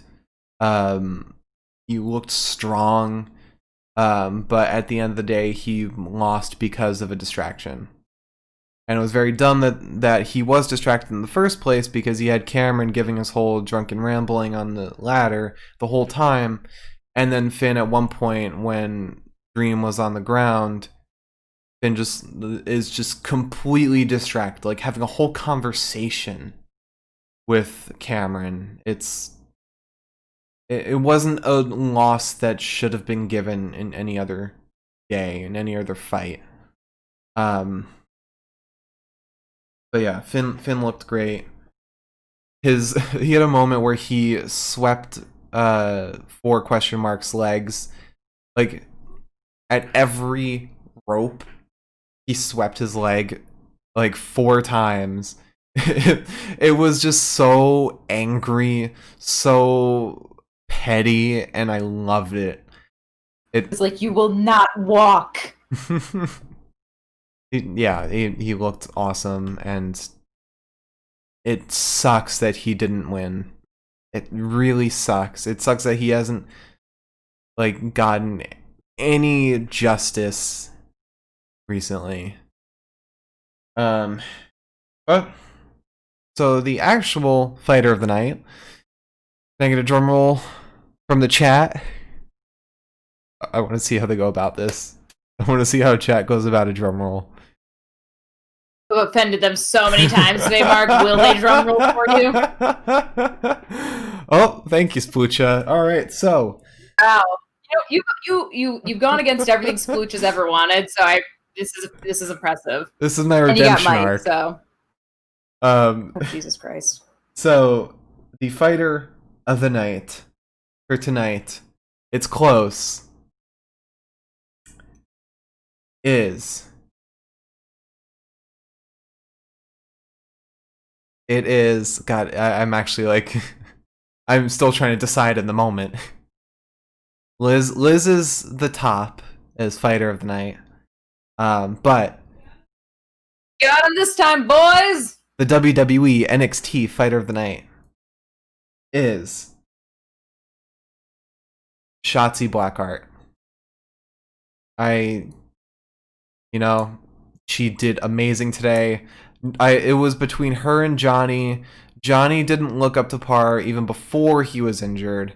I want to give it to him just because he was fighting while injured. But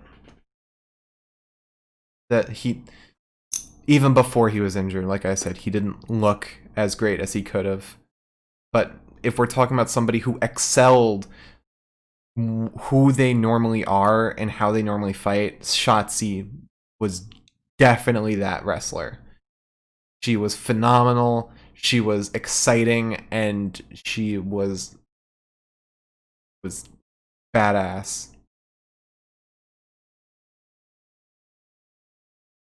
Who was your fighter of the night? Dig Bick Ridge.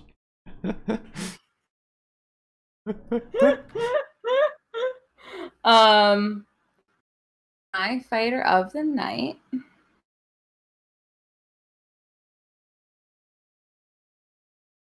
was the referee that got knocked out, Cameron Grimes.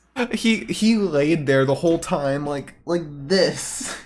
Like, please don't hit me. Dude, hot Ref has been going through a lot. He got knocked out on SmackDown by Retribution. He's been knocked out by Cameron Grimes. He's been having a rough month, okay? Yeah. For Hot Ref.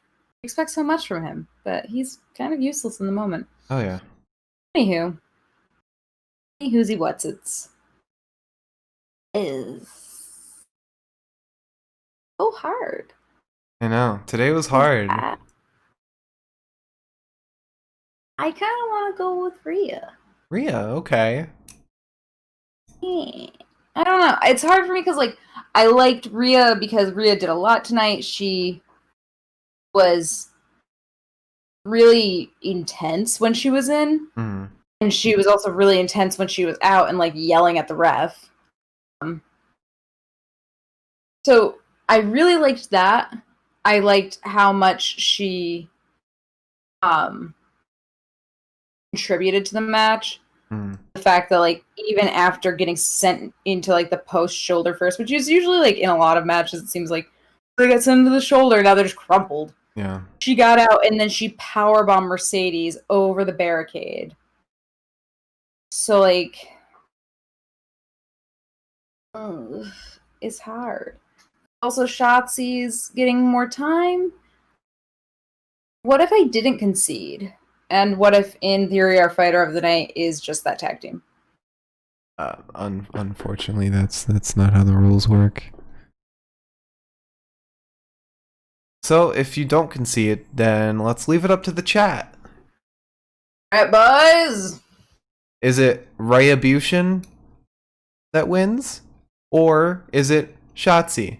We got one vote for Shotzi and one vote for Rhea. No. Well, what do we do now? What do now? Oh man. All right, fight to the death. Oh no. Oh god. Come on, Mike. I mean, I win. But you know what? I don't know, man. It's hard. I want them both. Same Splucha. Now I feel bad for Shotzi. So just vote for Shotzi. Rhea will have another day. All right, I'll vote for Shotzi. Yes. Since Mike gave his vote to Aaliyah, Splucha gave his vote to Ridge. Now we're just on our own. The chat turned on us. Oh, God. Let's bring Shotzi to the main roster. No. I heard her like that. On to the fight of the night. All right. Predictions. So today for 2 hours. Today was all good fights, I think. Minus the last one. I mean, I'll get to what I think of the last one when I get there. So first we start off with Johnny versus Ridge, which was a really good fight, and then you had the injury, which really limited stuff.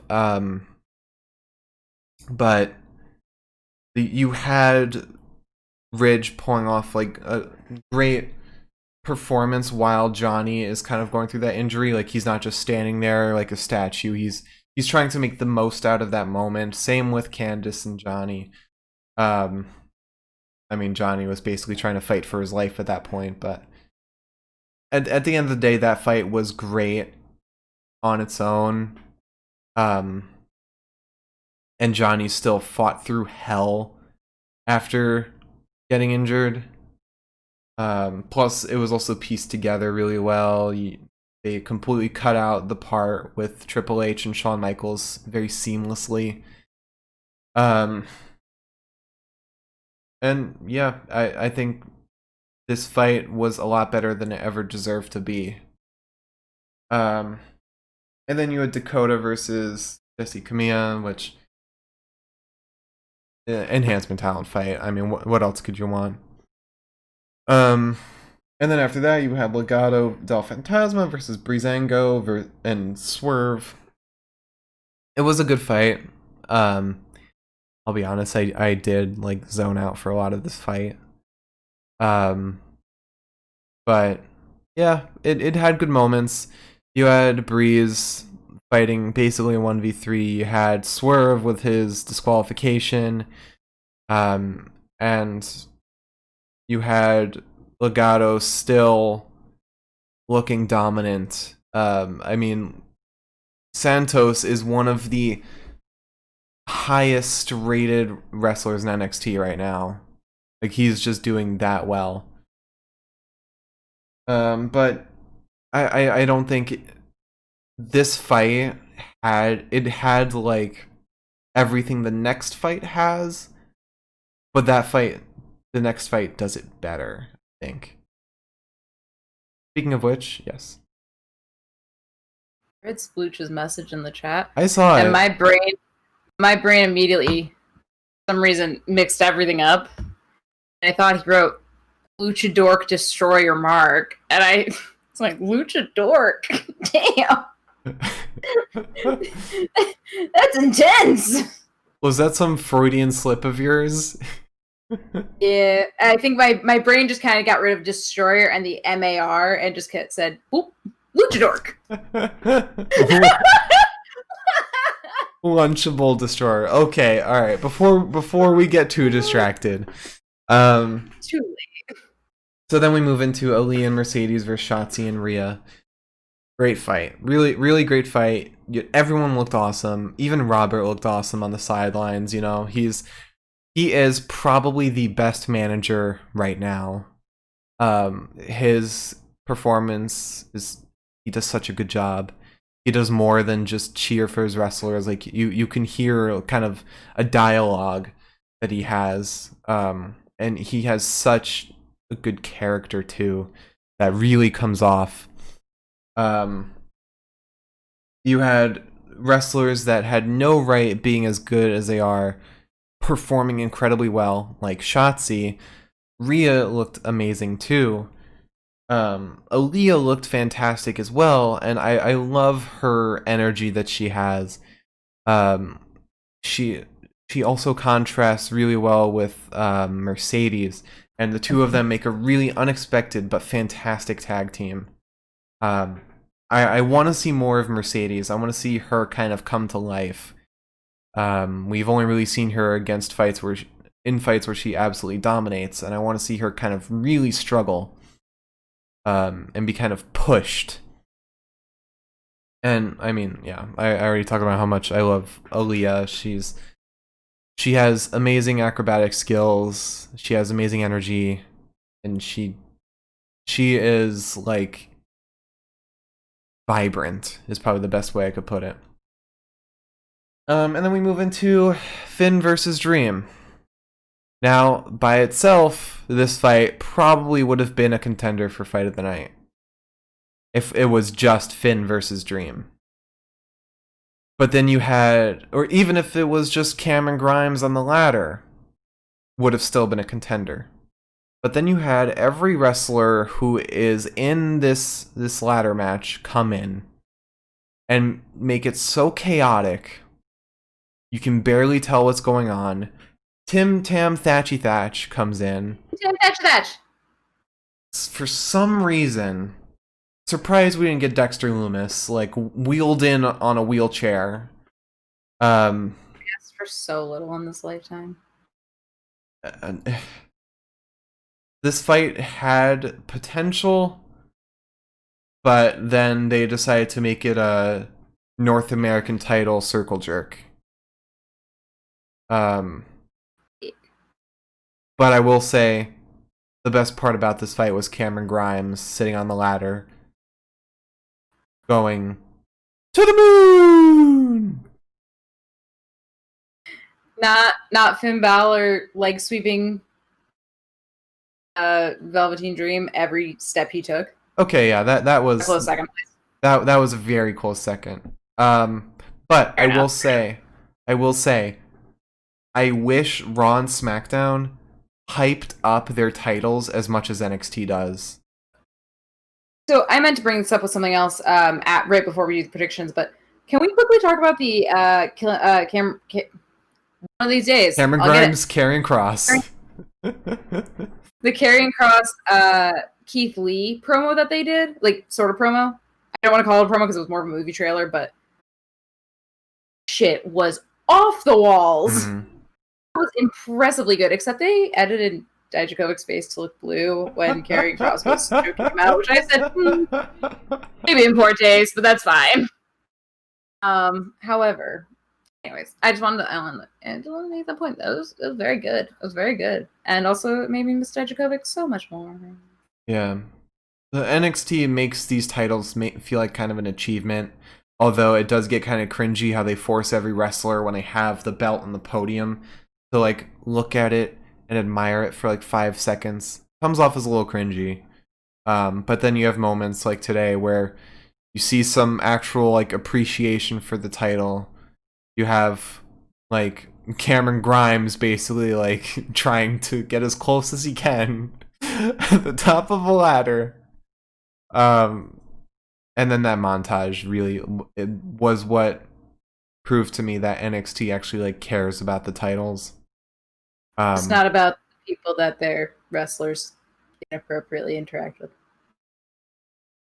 Yeah. Anyway, so my pick for fight of the night, I think it's pretty clear. It's Aaliyah and Mercedes versus Shotzi and Rhea. And you versus Pete's. She's eating right next to me. She is chowing down. Going Get for the stunner. in there, cat. Going for the stunner. Not stunnering the Pete's. Oh, Mike. Oh, Mike. Sweet lad. I haven't made my vote yet. Oh no. Oh no. Actually, I have no clue what I'm voting for. Let me think. So Is it Dakota versus Jesse? If only to find out one member of Retribution, maybe. Isn't it gonna suck if they announce the members of Retribution and realize that they're all NXT people that like we've been watching and just have not put 2 and 2 together? I've been trying to figure out like, have there been any enhancement talent fights recently? That like. Imagine if what's her face, the one that we don't like, Indy, one of them. I don't think so. They're kind of building up her personality.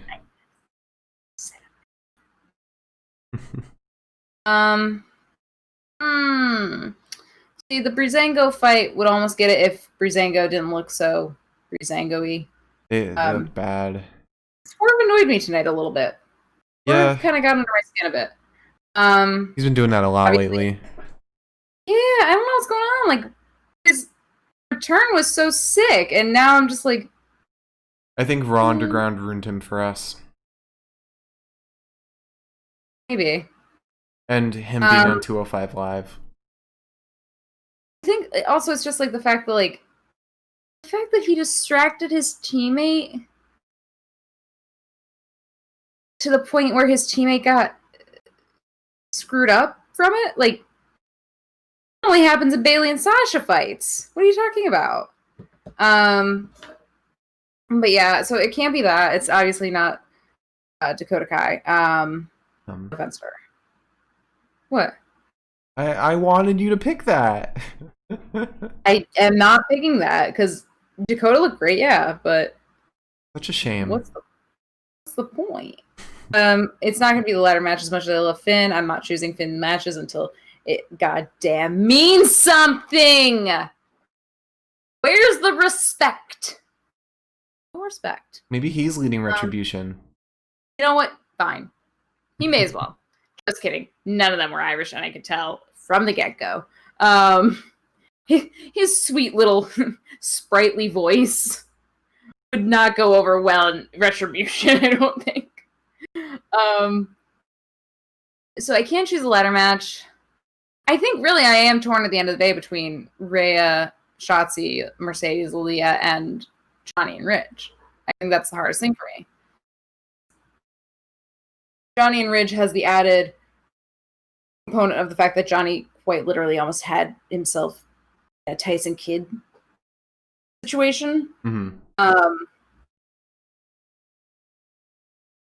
Managed to pull it together, even though right at the end of the match, as he was walking out, he looked like he had no goddamn clue where the was. But I think It's hard because I don't like Mercedes. I don't like Ridge. I mean, what percentage of the fight was Ridge, and what percentage of the fight was Mercedes? Unfortunately. I'm so sorry, Splucha. Listen, if it makes you feel any better, and I'm sure it won't, we've hated so many people so many times. For example, Shotzi, Shayna, Johnny, other people to be named. And we've come around to them, almost Bobby Lashley. Now I'm just like, yay, Bobby, do some stuff. Maybe Even don't hurt Apollo, but do some things. Shinsuke. Oh, I came around to Shinsuke, so it was like I hated him, and all of a sudden I was like, I love him. Mm-hmm. Yeah, no, I love Shinsuke. So I'm sure in a couple of weeks we will be saying different things. However, not tonight. Tonight I do have to go with Shotzi, Rhea, Aaliyah, and Mercedes.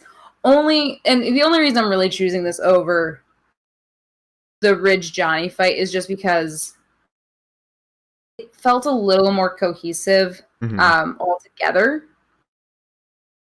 I don't really like Aaliyah and Mercedes' style of tag, but their moves are still good separately.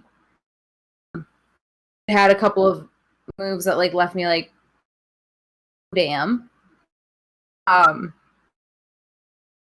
And honestly, I think that what's drawing me more towards the Johnny fight is the fact that he did get injured and still managed to fight through. But I think if he hadn't gotten injured, I'm almost positive that a lot of the beginning stuff was potentially. I get a feeling that maybe there was some stuff spliced in from the second time that they tried to do it. Well, they didn't completely redo the fight. They finished the fight. Yeah, they kind of picked up where they left off. Yeah.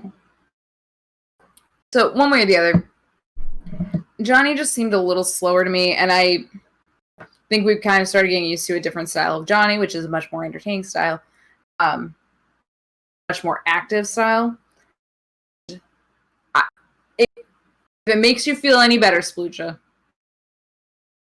I liked Ridge a lot in this fight. I just think that Johnny looked a little slow, and that's the one reason why I can't choose it. It just felt like a little like the beats weren't right. It's like me playing Guitar Hero where I hit the note 5 seconds after the note passes. And that's your Guitar Hero reference for 2020. Well, like of the 2020s. You won't make another one for another decade. All right, so we are going to go on to predictions. But first, let me run it back. Promo of the night. Undisputed Era, face-to-face with Pat McAfee. Fighter of the night, Shotzi Blackheart. Whoa. Where's the asterisk? Asterisk. Promo. Cameron Grimes singing, or drunken ramblings on top of the ladder. Fighter of the night, Shotzi Blackheart. Fight of the night, Aaliyah and Mercedes Martinez versus Shotzi Blackheart and Rhea Ripley. All right, so before we go into this, I just want everyone to know that the burns on my arm are not healing, and I'm getting annoyed. I just want everyone to know because I feel like I haven't talked about them, and the only reason I'm bringing it up is because I look like I got mauled by a bear, and I don't want anyone to think that I actually did. Or think that I did, so I can say the other bear looks. Anyways. And Mike, I can guarantee this will be the only award that Pat McAfee wins. Yeah, please don't think that we are voting for Pat McAfee. If I don't know what Mark's voting for here in the promo, I'm voting for Adam Cole standing and Bobby Fish. A quarter of that vote also going towards Kyle and Roddy. Just want them to be included. So, predictions? You want to see what the bottom of the sign says real quick? Yeah, I can't see I can read it to you. prediction is all of my predictions are wrong. Okay. All right. Also, my prediction is that I definitely wrote this going at an upward angle. That's fine. So, The vibe. what is the vibe? Let's start with the first match that'll happen first. Which is, this is going to happen in the pre-show, the NXT Cruiserweight Championship. Wild and Mendoza versus Breezango versus Oni Boni Bananagrams and Birch. Where do you stand on this? Because I think I know where I stand on this. So there's nothing for me to really go on as far as storyline. There's nothing to really predict here. I think if we're just talking about wins losses lately, I got to give it to Wild and Mendoza, because they've been so dominant with Santos, that, like, especially against Breezango, like, if they're going against them, I feel like it's just going to be a repeat. And then you have Danny Burch and Oni Lorcan, who have been at the very bottom of their game lately. They've been not great. This does not include Oni Boni Bananagram's Twitter game, which has been stellar. Except the fact that he's been deleting all his tweets. Yeah, see, as much as I hate that, it's a very Elizabeth vibe. I really just hope that he tweets stuff and, like, either he looks at it and he's like, I probably should take that down, or somebody's like, Oni, you have to take that down. That's where I want it to come from. Anyways, what's your prediction? I said it's Wild and Mendoza. Oh, okay. I wanted to die on the hill. Boni Boni Bananagrams and Birch. So I'm going to. Oh. I know. So my take on NXT Takeover is that I'm going to, since this is a much smaller loss for Elizabeth, as far as considered, I cat hair on my mouth.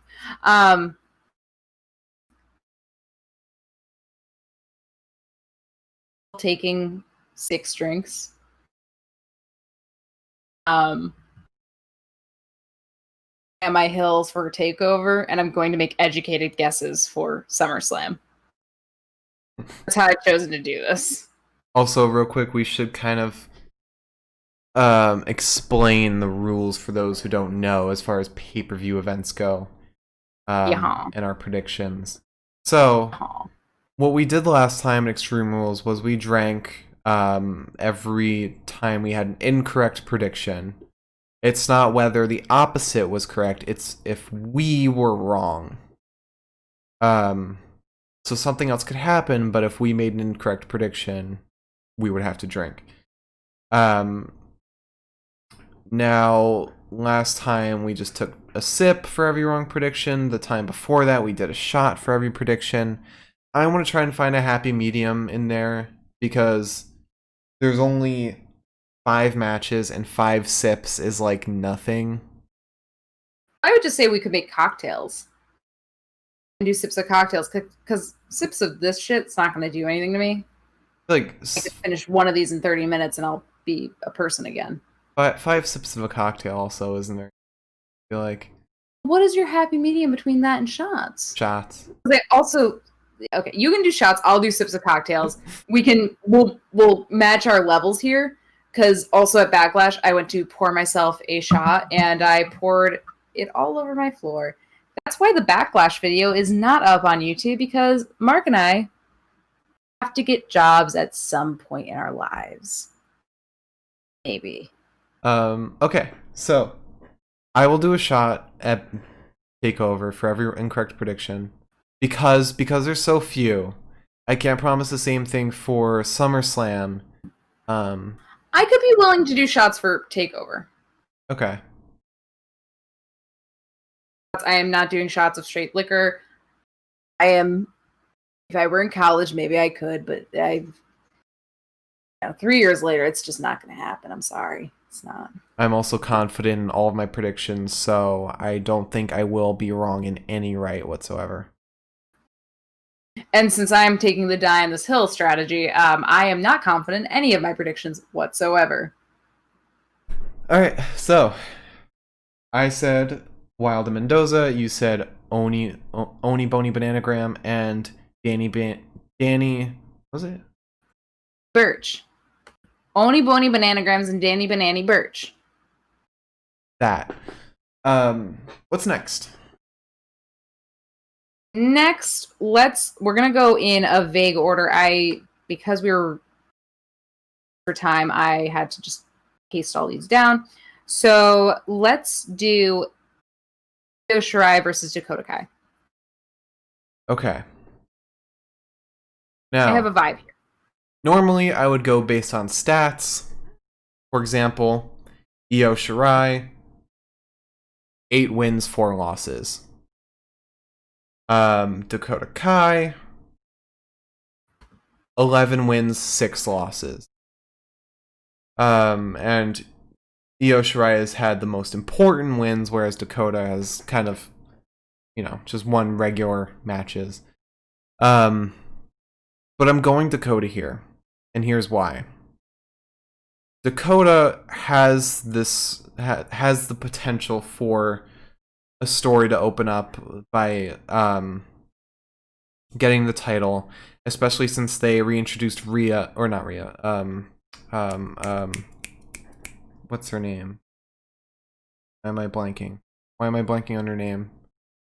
Raquel. Raquel Gonzalez. Yes, since they reintroduced Raquel today, they have the potential to have Dakota win the title, and then Raquel to be like, this whole time you've been preaching that you do this on your own when you wouldn't be here if it wasn't for me. And then Dakota could start a feud with that and say, well, I did do this on my own. I didn't need your help for this. And then that's where we start a feud. Maybe Raquel goes for the title too. You can take it several places, and then Io could possibly go to the main roster. I feel like that's where they might take her. Buddy her up with Asuka. What's up? Say something here, because I can take this one step further for you. Concept. Now, I've got 2 options here. Io versus Dakota. Dakota wins. Raquel immediately is like, I attacks her and is like, that's gonna be my title, bitch. Actually, this could play into where I'm going next. So, if you remember correctly, we had a weird little backstage promo today with Tegan, Dakota Kai's old bestie, saying, "Oh, Candace abandoned me. I'm so sad. Oh." So imagine if Raquel abandons Dakota and then 2 best friends having a good time again. So I'm voting for Dakota too. Okay. I just wanted to get my 2 cents out there. So we're in agreement on Dakota Kai. What's next? I'm going to save one for last. It will make sense to you, I think. It's just going to take more time to get through. So let's do Adam Cole versus Pat McAfee. I have a vibe, and I'm not going with the vibe. I'm going to say Adam Cole wins.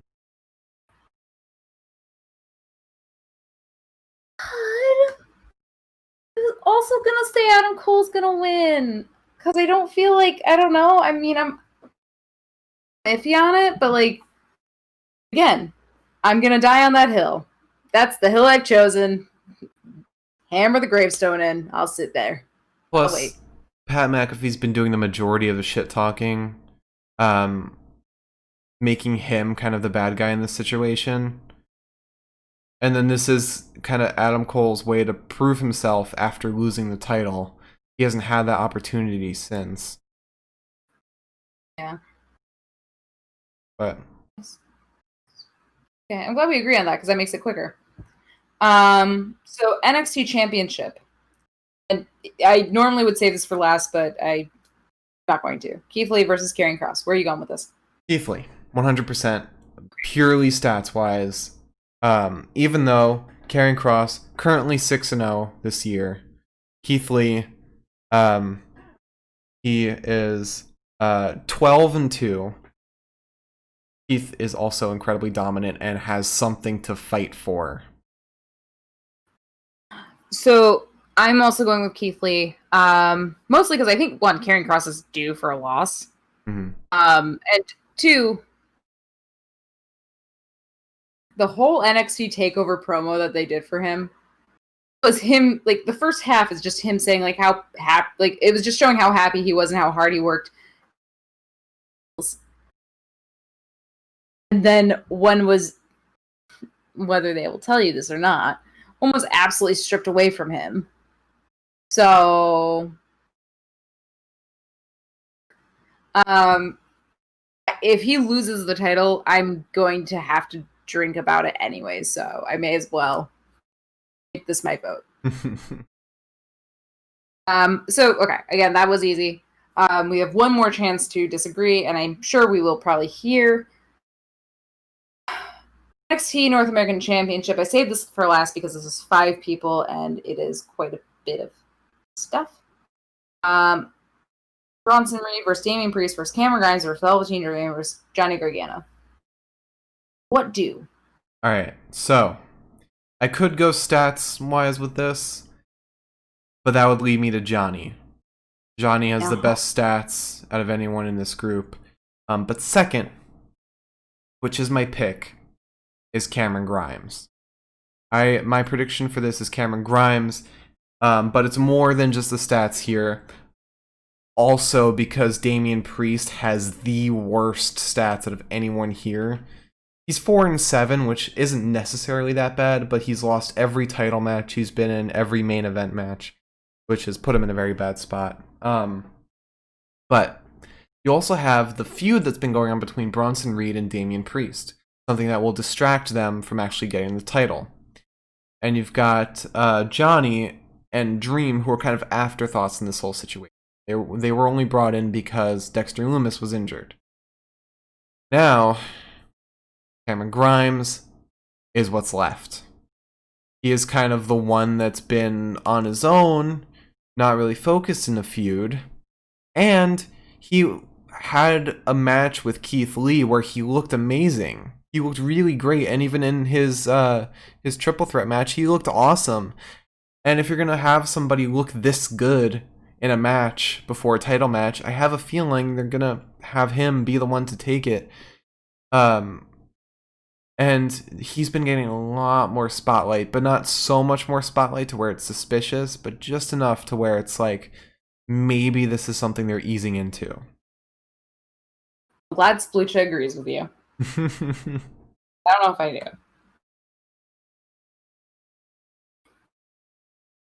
do. Your argument makes sense, and I hate that it makes sense because I don't want to choose Cameron Grimes.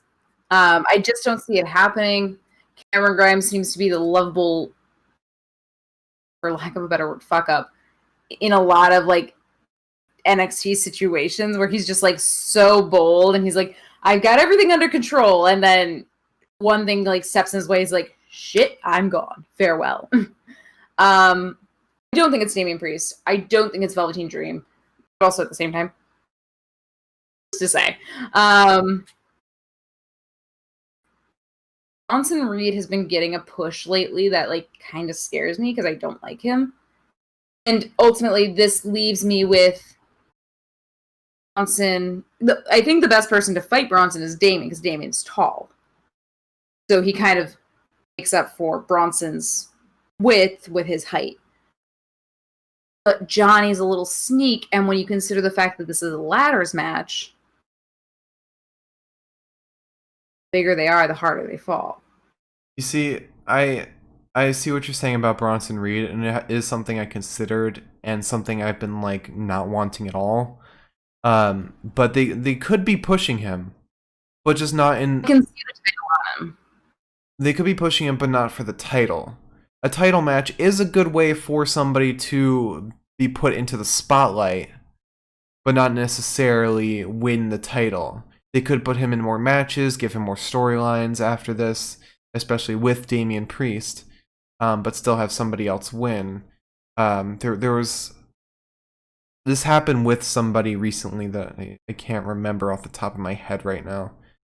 I think it happened with Alistair after Money in the Bank. They gave him a lot more storyline after Money in the Bank. Especially when he was thrown off the building with Ray. That storyline unfolded after Money in the Bank. What you're thinking of, because at the same time, when you consider the fact that, like, also Alistair's storyline was a non-storyline after that, because he just kind of came to Ray's rescue. But I kind of get what you're saying. I feel like I can see the title on Bronson. But again, a person who is as big as him is going to take more damage from falling into a ladder in the event that happens, as opposed to somebody as small as Johnny. Mm-hmm. And I mean, you want to look at it symbolically? Who was the only one to climb the ladder today? Cameron Grimes to the moon! I just want you to know that when you do that, for me, my audio cuts out. So all I can hear is you on the other side of the wall doing that. Also, the thing that sucks here is that if I choose someone other than Cameron, there's a very good chance we could tie. And I don't like tying. Tying is losing. At least in my opinion. Because I'm a baseball dad. It's hard. I don't see Johnny winning it either, though, because Johnny's had so many titles, and recently they've just been like, oh, you've had a title? Sorry, buddy. Not gonna happen. And I can't bring myself to choose Bronson. Can't do it. So who are you picking? I don't like him. I don't know! Also, I want to address Splooch's comment saying that Bronson's too thick to climb a ladder. So is Otis. And Otis still got the briefcase. Otis got the briefcase after 2 other men were thrown off a roof. Okay. There's no roofs here. There's a roof above them. They're not getting thrown off. Performance Center roof. Why not? It's not a race to the top. Why not? Anyways. I'm choosing Johnny Gargano. He can scurry up a ladder like a little mouse. All right. It just sucks because I don't want to tie with you.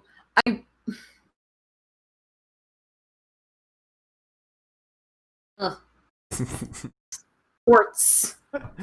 All right, so let me run this back real quick. As far as predictions go, and I'm going to try to do this in the order I assume it's going to happen. I will probably be wrong. NXT Cruiserweight Championship, Marcus has picked Wild and Mendoza. I have chosen Oni Boni Bananagrams and Birch.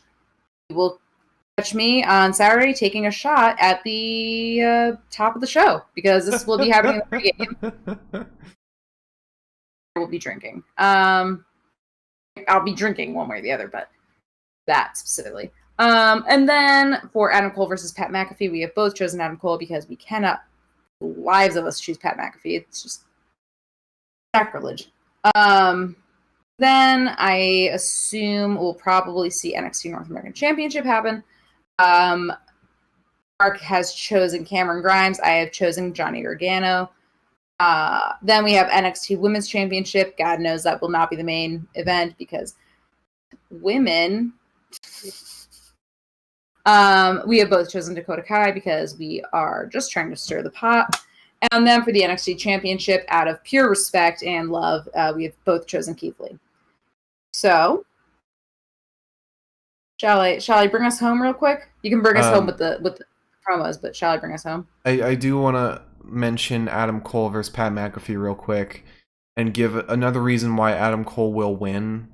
I think that Undisputed Era will get involved and kind of help Adam Cole win. But in that sense, Pat McAfee will have the spiritual win, because his whole thing was, you are only where you are because of Undisputed Era. And he would be right if Undisputed Era do help, but Adam Cole would win the match. On Saturday, I'll tell you if I care about that angle. Okay. All right, so let me bring us home real quick. All right. If I haven't lost my goddamn mind by Friday, we will be back on Friday for SmackDown. And then we'll be back on Saturday, and then we'll be back on Sunday, and then we'll be back on Monday. Bringing us home. I'm bringing us home here. Sorry. Sir. Without Mark stressing me out. We'll be back on Friday for SmackDown. And for another prediction show where we talk about SummerSlam. Then we will be back at sometime o'clock for NXT TakeOver 30 on Saturday. And on Sunday, we will be back at God only knows what hour for SummerSlam. And then on Monday, we will be back at our regularly scheduled time of viewing at 11 for Night Raw. Wow, I'm doing great. Hopefully I have more sleep in my body and more rest in my bones. Tomorrow's our last day off, Mark, for 4 days. I've got a lot of work to do, so fingers crossed. And I'm gonna be drunk for half of it, so we're gonna have to buy another bottle of gin, I think. No tequila for me. No tequila for Marquila. But I do need to get another bottle of gin if we're going to do this. So, yeah. Join us on Monday. Yep. Join us on Friday. Yep. For SmackDown. Probably a SmackDown episode that's almost 90% promos and 25% Retribution. No, on Friday we have Jeff Hardy versus AJ Styles for the Intercontinental Championship. Is that not happening at SummerSlam? No, that's happening Friday. Alright, whatever. Okay, so join us on Friday for one match and 49 promos. And 1% Retribution. It will probably happen. Marcus, would you like to do the honors, if you will? Yes, I would. So thank you everybody for watching. If you want to follow the stream, you can go ahead and click the follow button right down below and click the little bell so you can be notified whenever we go live. We go live every Monday, Wednesday, and Friday, unless we do pay-per-views like this weekend. Then it'll be Sundays, except we're doing Saturday too because it's TakeOver. And follow our Twitter at the Pinfall Cast to remove the pod, and that's Twitter. We say whenever we go live then on there. And we post our Fighter and Fight of the Night in case you miss an episode and still want to know. There you go. There it is at the Pinfall Cast. And we also talk about a bunch of wrestling stuff. We retweet Oni Lorcan many times. And follow our personal Twitters as well. I'm at the Mark Cameron. Liz is at Eliza Elaine23. We talk about a bunch of stuff. It's too much to list right now. So follow my personal Twitch, twitch.tv/Mark Cameron. We're working on a cool project that mixes wrestling and Pokemon. Check it out. We have our first title tournament coming up starting on Saturday. Saturday, we're doing the World Championship title tournament starting then. And also, if you want to catch the rest of this podcast, if you missed some of it, or the ones prior, check us out on YouTube, youtube.com. I don't think this URL will work, but search the Pinfall Podcast on YouTube. You'll find us. It'll be awesome. Watch all the videos except Backlash because we didn't put Backlash up because that was very messy. So, that's it. Thanks for watching, everybody. We'll see you on Friday.